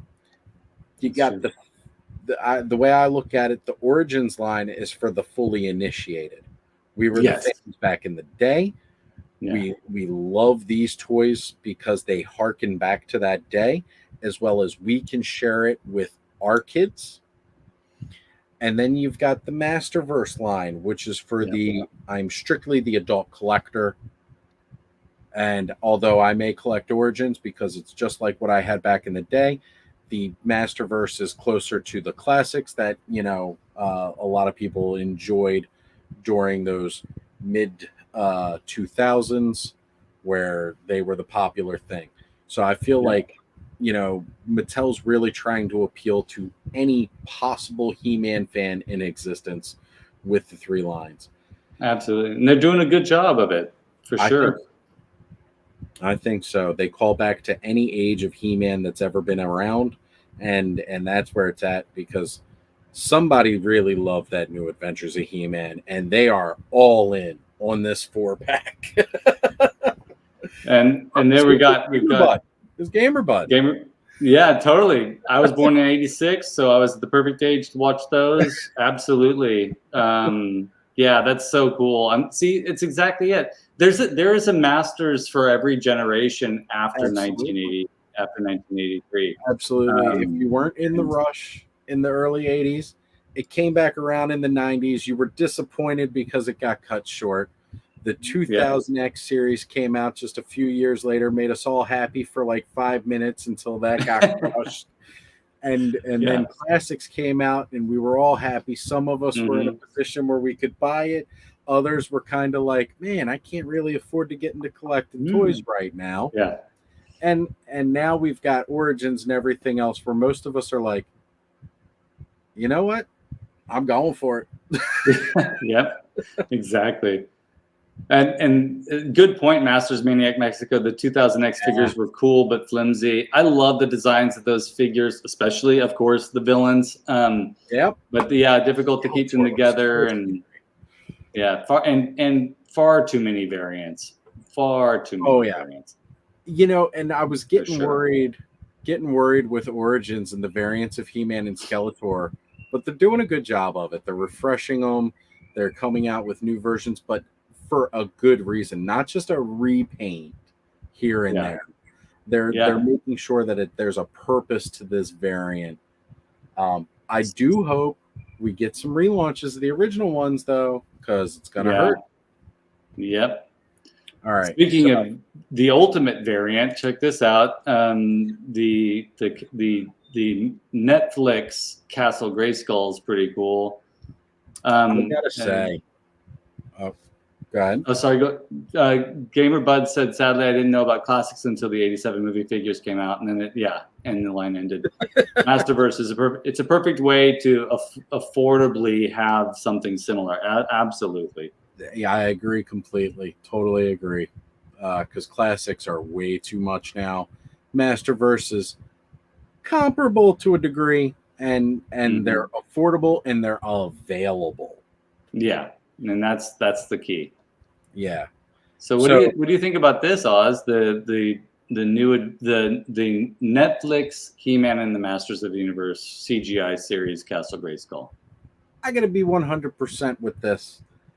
When they first showed this thing off, I was not impressed. Yeah. And that was several months ago. We saw that reveal. It seems they've fleshed it out a little bit more. They've added a bit more detail now. I still have yet to hear an actual price point on this guy. Me neither. I hope it's reasonable, but with all the electronic interactive elements and the slow opening jaw bridge and the light up eyes and the retractable and spring loaded elements that pop in and out, I'm thinking this is going to be a pretty hefty priced playset, and it's pretty bigger than I thought it would be. Yeah, exactly. When they showed the first images of it, it did not seem like it was that impressive of a playset at all. It didn't seem big. It seemed well, if you compared Origins Castle Grayskull and you put it on the level of the 2000X Castle Grayskull playset that came out, right? Yep. This to me seemed like that little tower attack thing that came out for 2000X. Yeah, yeah. Like that little archway with the two towers, and you got Yes. your catapult for Skeletor. That's what it seemed like this was compared to like my Origins Castle Grayskull that I have now. So Yeah. I was not overall impressed. Looking at it now, it seems they've fleshed it out. They've made it a lot bigger in ways. I like some of the details of it. I enjoy the lights and sounds. I think that's great. I always thought that's fun. I've wanted to add lights and sounds to my Castle Grayskull. Yeah. But it all depends on that price point. Yep, for sure. And also, like, for those of us who are picking one of these lines to collect or two of these lines to collect, we might be thinking, okay, well, do I want to go all in with the Netflix CGI He-Man stuff and those play sets or these play sets? And it might be difficult. You know, not everybody has, you know, the space for this, but I think it's pretty cool. I might hold off until, and in hopes that it might show up like on sale at Walmart at some point. But something like this, I think it's going to be hard to find. I definitely do. I mean, if it's currently anything like Origins Castle Grayskull, yeah, it's going to be hard to find here. For our friends up in Canada, sometimes I really don't like you guys because you get the, you know, Castle Grayskulls, and I could barely find. I got lucky to get mine. I got real lucky. Yeah, me too. And you guys have pallets of them going on clearance, so. Let us know if you come across an affordable CGI Castle Grayskull up there in Canada, folks. Right. If you see this Castle Grayskull going for $20, holla at your boy.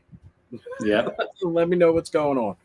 Exactly. This computer panel is awesome. This spine thing in the back is reminiscent of the Filmation Grayskull. Right. Very cool. I thought the same thing. I really thought that was awesome. These feel like they might be light up lamps. I'm hoping that they are. I hope so. If you're gonna go all in on lights and sounds, you better make every inch of this thing that can light up. Yeah. It's pretty darn cool. Let's see here. Gamer Bud, I got lucky and got mine at Target when they had spent $100 and get $25 off. So I got a Masterverse Faker for free. Cool. That's great. Hey, that's great. That's fantastic. Nice. Make it work. Look for those. And that's for the Origins Castle Grayskull. Yeah. That's very cool. Yeah, you got to look for those deals. You got to look for them.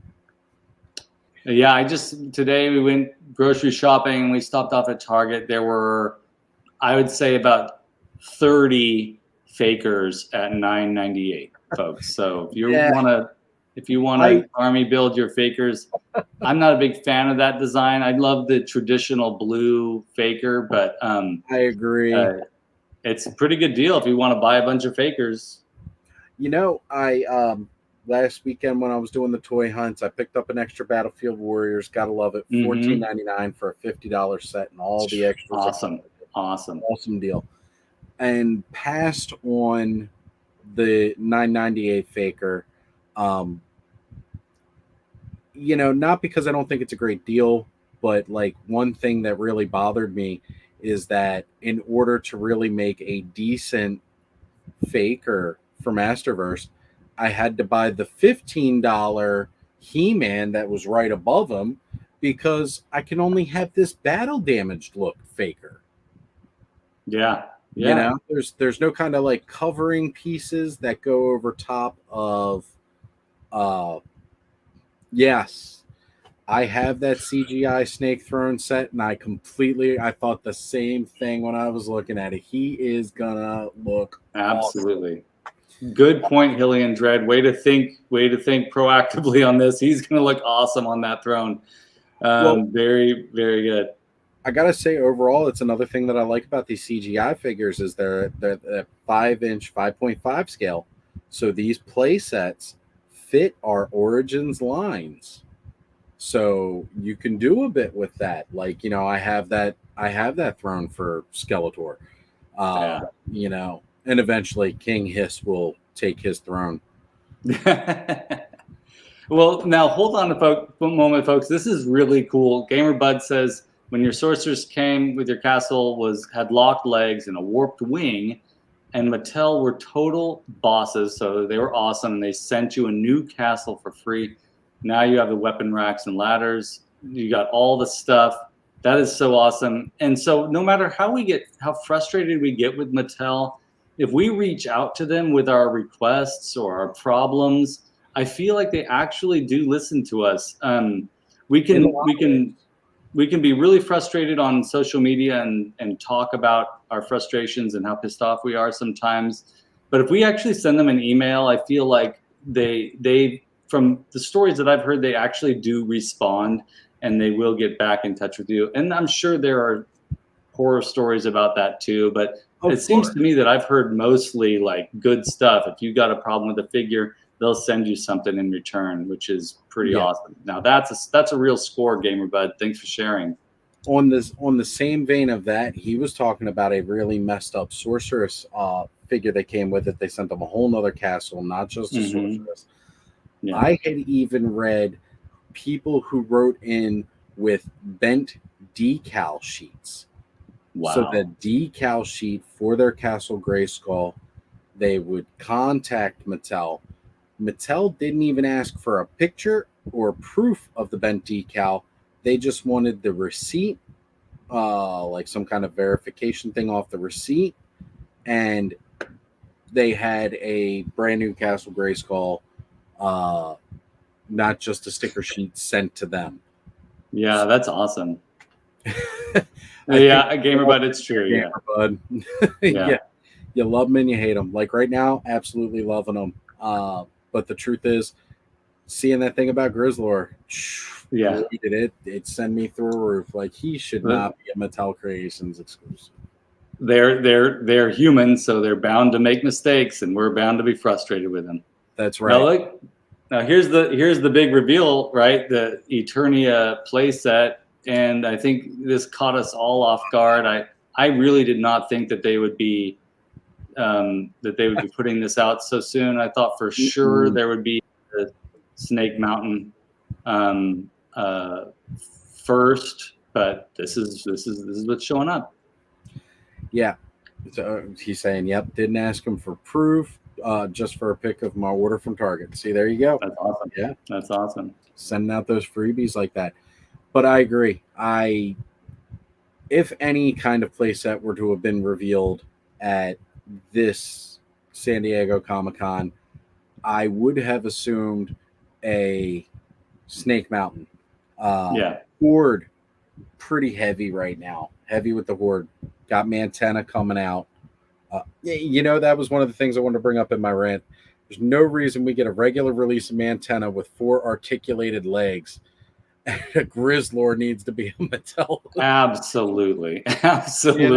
But I thought for sure Mantenna would have been an exclusive with those 4 articulated legs. But 4 articulated legs. So we add full of how many surprises. Different more points of articulation. But if we're putting all this rooted hair on a figure, that's going to cost you mint. We got to put them as an exclusive. And it's just carpet. It's just carpet. Right.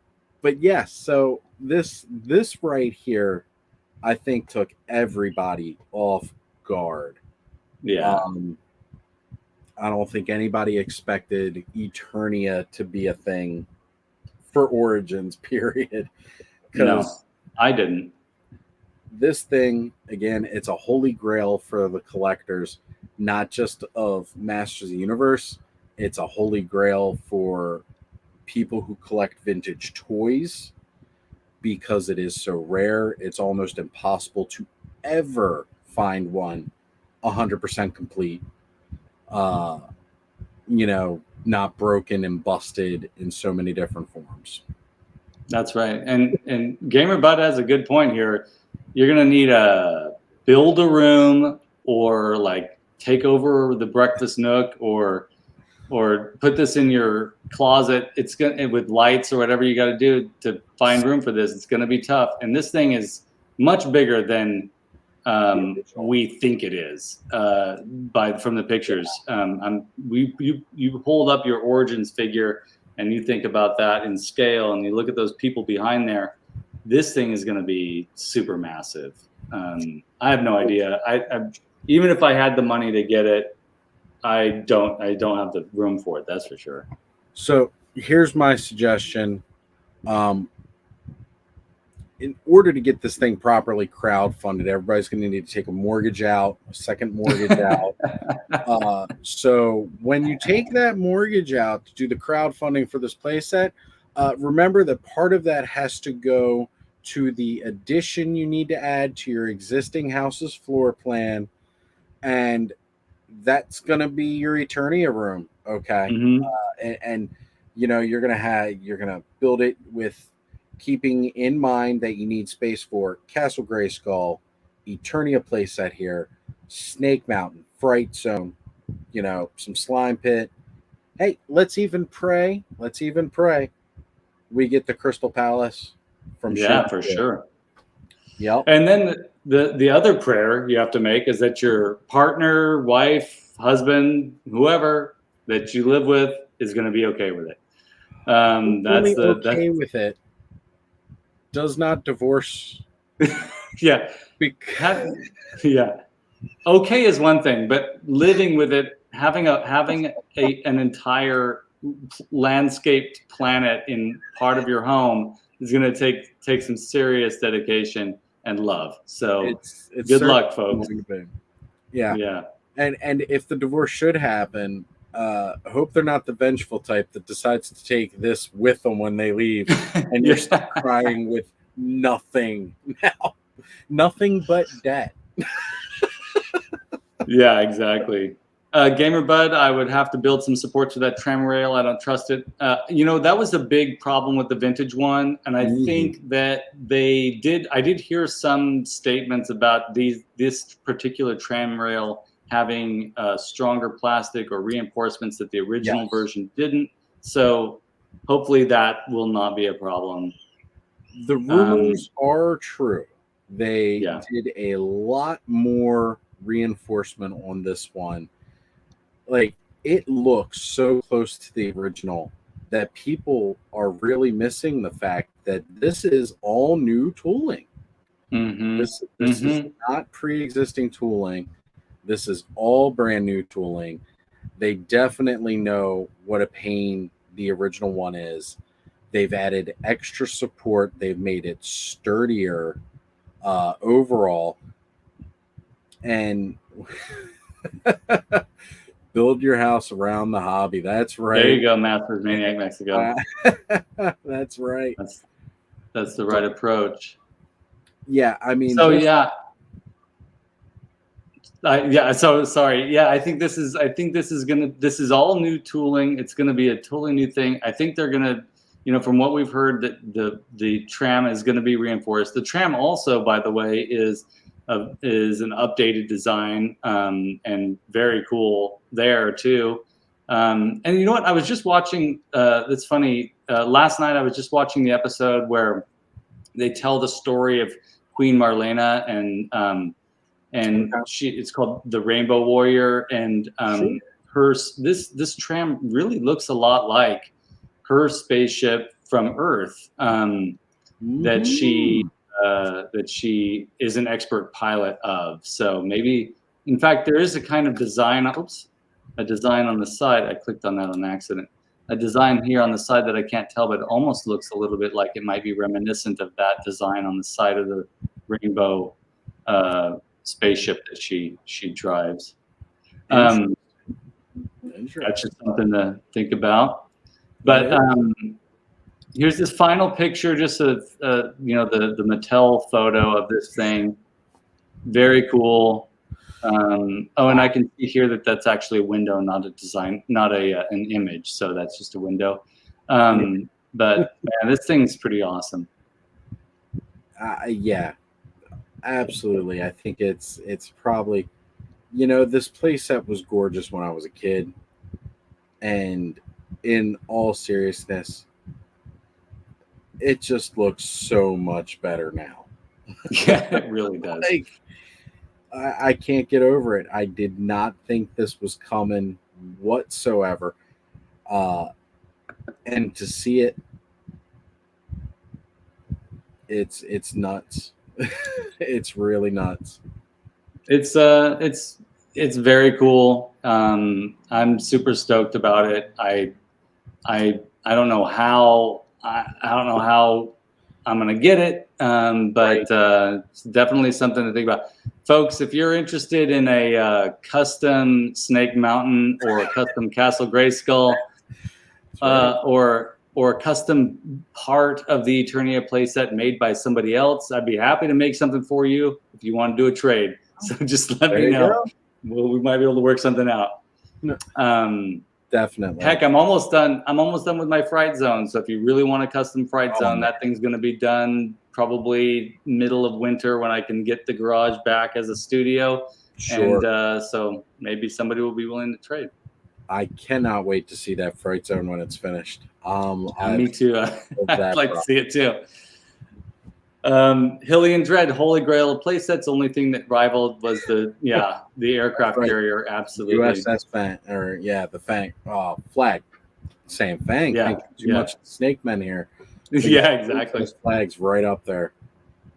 Masters Maniac Mexico. I'm hoping for around 200, 250 as well. But and Oz and I were talking about this. If we're basing, since this is an Origins playset, we're basing the price on what we've gotten from Origins so far. It couldn't be more than 250 because the Castle Grayskull is 80, and the figures are 17 at the most. So this is like, it would make sense, but I'm pretty confident they're probably going to do closer to 500.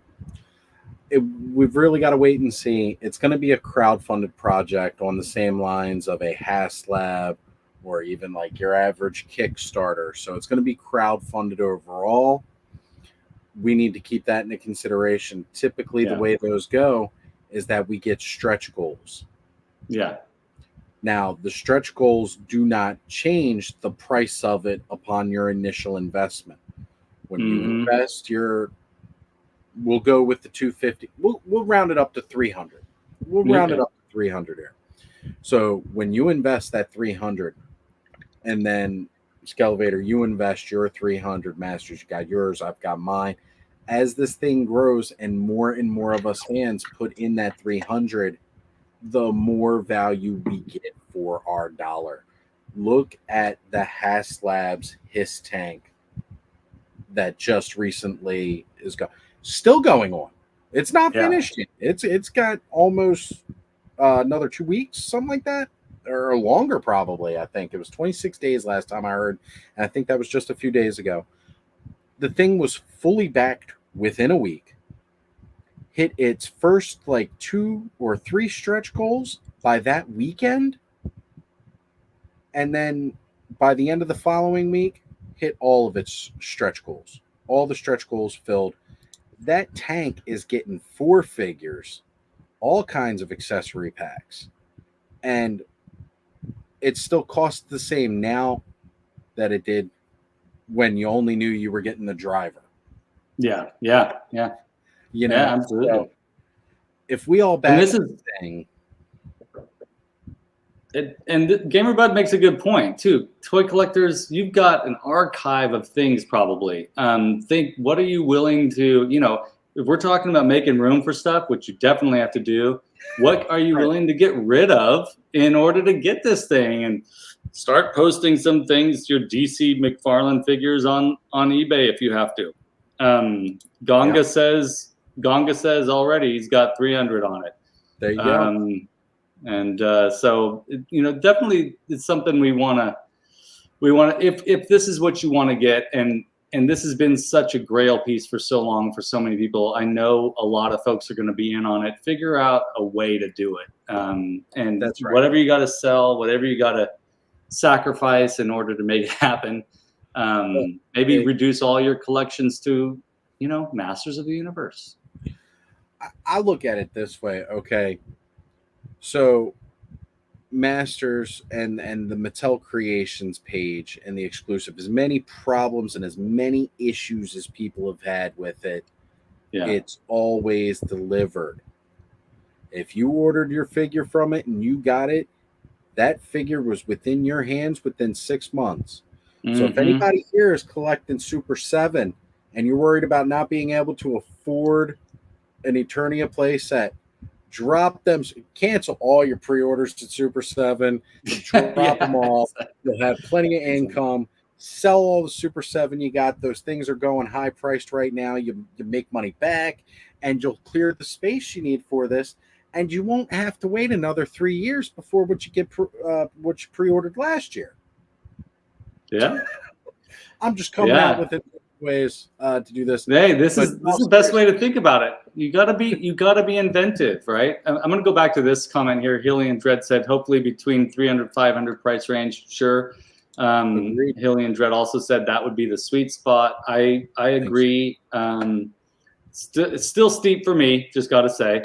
But and then we've got Masters Maniac Mexico. What I like about the crowdfunding is that anyone can get one opposite to exclusives. 20 seconds to buy one. Okay, yeah. Grizzlor's out because you got the vintage one. Yeah, I mean, figure out what you want to get and what you don't need and what you do need, and then make decisions on that.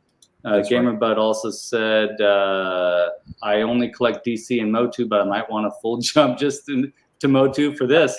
You may want to. I mean, at this rate right now, GamerBud, we've got 3 toy lines that are exclusively, MOTU for you right now. I don't know how you feel about McFarlane. I think he's doing pretty good. But those DC superpowers, though, I mean, I'm not sure going to try to sway you any which way. Oh, geez, yeah. Uh-oh. Those are coming, and those are awesome. Oh, man. I can't believe seeing what's going on. We've got Masters of the Universe back on shelves for the first time in 40 years. We got superpowers coming back to shelves. Stranger Things is bringing all kinds of 80s nostalgia back. Like, I really feel like, I just want to do the time warp again. And we're doing it. We're doing it. We can put on our Kate Bush records and our early Metallica albums, and we can play with our Masters of the Universe figures and feel like it's 1980 to 83 to 86, and it's awesome. So we have been talking for 2 hours and 30 minutes, Oz. That's amazing, right? And I want to just say thank you all so much for being here. This has been a blast. Absolutely. We're going to make this toy frenzy thing happen more frequently. I can't really say exactly how often we'll be able to do it, but maybe we can, when we come up with a good thing to talk about, we'll go ahead and just get one scheduled. And absolutely, might not be so regularly scheduled at first. Maybe we'll try to do what we can. Yeah, well, there's always something to talk about, and absolutely. And, I mean, look at it. We just spent 2.5 hours talking about Wonder Bread, He-Man, and San Diego Camo Khan. Yeah, which, mind you, we didn't even actually attend. We're only looking at pictures and talking about what other people are seeing. Exactly. Yeah. And we, there's things we haven't even touched on that have been revealed. So it's like the origin. Exactly. So let's see. Ganga says, great collaboration. Thank you, Ganga. And thank you for always being here. Masters Maniac Mexico says, so all complaining from one side comes from the sunny side of life. Yeah, really, this is the truth, folks. There's always going to be something that makes us unhappy about the thing that we love. What we got to look at is why we love it, and try and look at the bright side. And if you've got if there's something that if you're a collector and there's something that you really want to have, then why are you hanging on to all the other things? And what is the thing that you're really feeling close to and happy about? And if Mattel, we learned this tonight, right? If Mattel is disappointing us with the Grizzlor exclusive, but they're also willing to send us a whole Newcastle Grayskull playset if our Sorceress is broken, or if our sticker sheet isn't in great shape, or if it's bent, creased, sticker, then the Newcastle. I mean, the things that are bothering us, we know are fluid. but our love for the IP will always be there. Hillian Dread said if it's more than 350, a lot of people might not go for it. Yeah, I mean, Agreed. so yeah. If we're talking about, if it gets close to like the price of the Super 7 Snake Mountain, then that's going to push a lot of people away, I think. Yeah, because one of the main reasons I like and get into Origins, one of the things that caught me about it first was that it was what I deemed moderately priced at $15 per figure. I thought that's not bad, you know. So you start jacking up the price of play sets too much and you really lose that value. So we got to see what that price point is, what the stretch goals might be, and what kind of value we're getting out of that overall. Yeah. I mean, heck, some of you that are watching this might even have a one vintage WUN-DAR in your collection that you could sell for a substantial amount of money and buy a couple of play sets, a couple of Eternia play sets. Absolutely. I'm not saying do that, folks, because that was a wise investment. but he's only going up from here. He might have dropped down a little bit with the release of this new one, but you got to remember, he's gonna go up. The original hardcore one, man. That thing was a mail away. They were limited. Yeah. So Gamer Bud says he's thinking about it. Masters Maniacs Mexico. Let's do it with castles like we do it with cars. Once the ashtray is full, it's time for a new one. Maybe. The problem with us toy collectors, like most car collectors, I guess, is that it's hard to get rid of the old one, right? Even if the ashtray is full. That's right. It is. It's difficult. Gamer Bud, one last comment here. It will depend on the overall price and stretch goals and what's included. Absolutely. Hey, they got to throw in a few figures, right? There's got to be a few figures. We got, that King Grayskull is probably going to come with it. That's so far what I've heard. King Grayskull is a included figure in the Eternia playset. Yeah, maybe if they also threw in a Origins hero or something, I don't know. Maybe.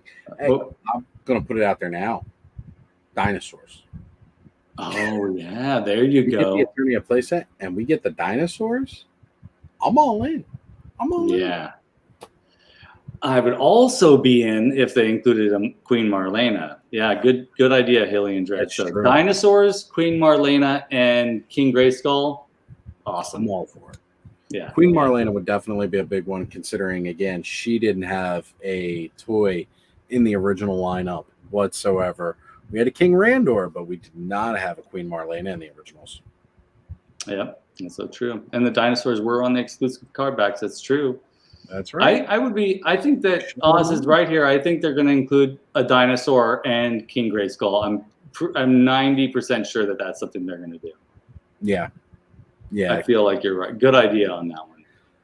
Again, like Ganga said, maybe this whole marketing thing is something that you have a knack for.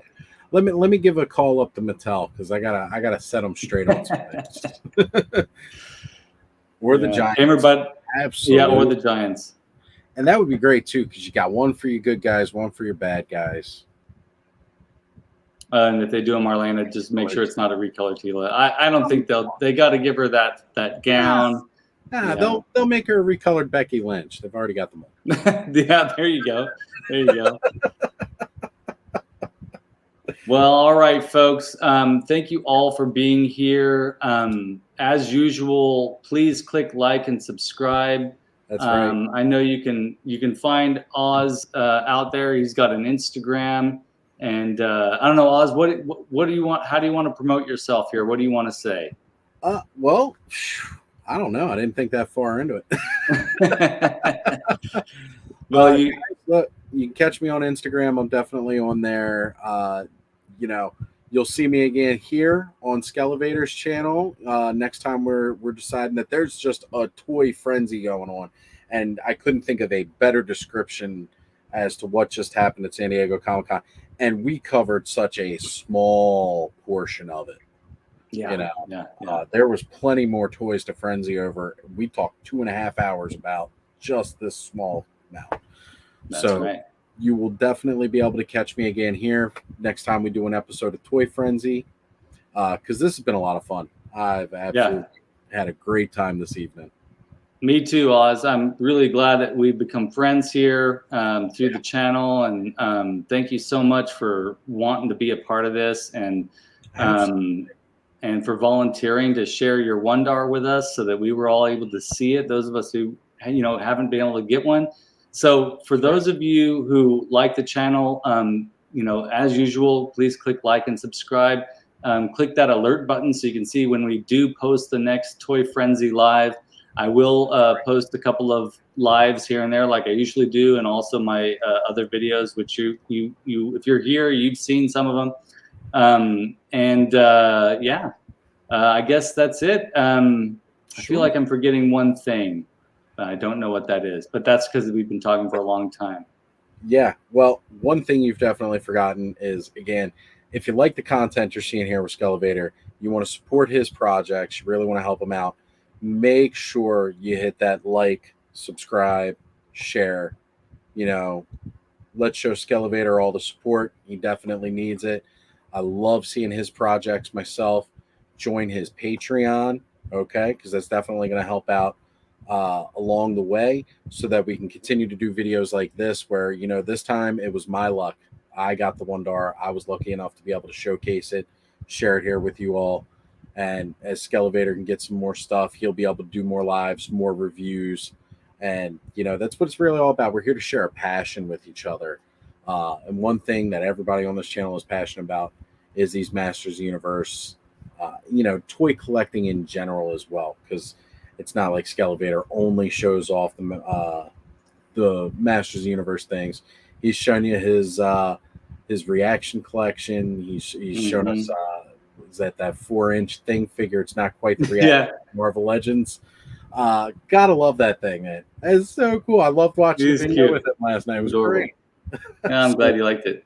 Yeah. But yeah, if you like what you see here and you want to see some more, let us know. And definitely like, share, subscribe, and hit us in the comments. And thank you, Oz. I really appreciate that. And we got to end with this one thing here. King T says, I pity the fool who don't have the power, right? That's right.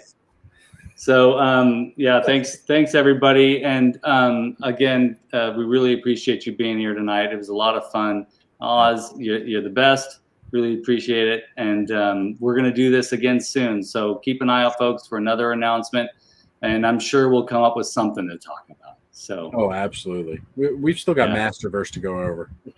Oh yeah. That's the other thing. We didn't even talk about those reveals. We got to talk. That brief little CGI bit. And we got so much. Yeah, we'll see you again next week. How about that? We'll just go ahead and set that in stone. We don't know what time next week, but it's going to happen. That's right. All right, guys. Next week, all right. more San Diego Camo Khan. See you then. Bye.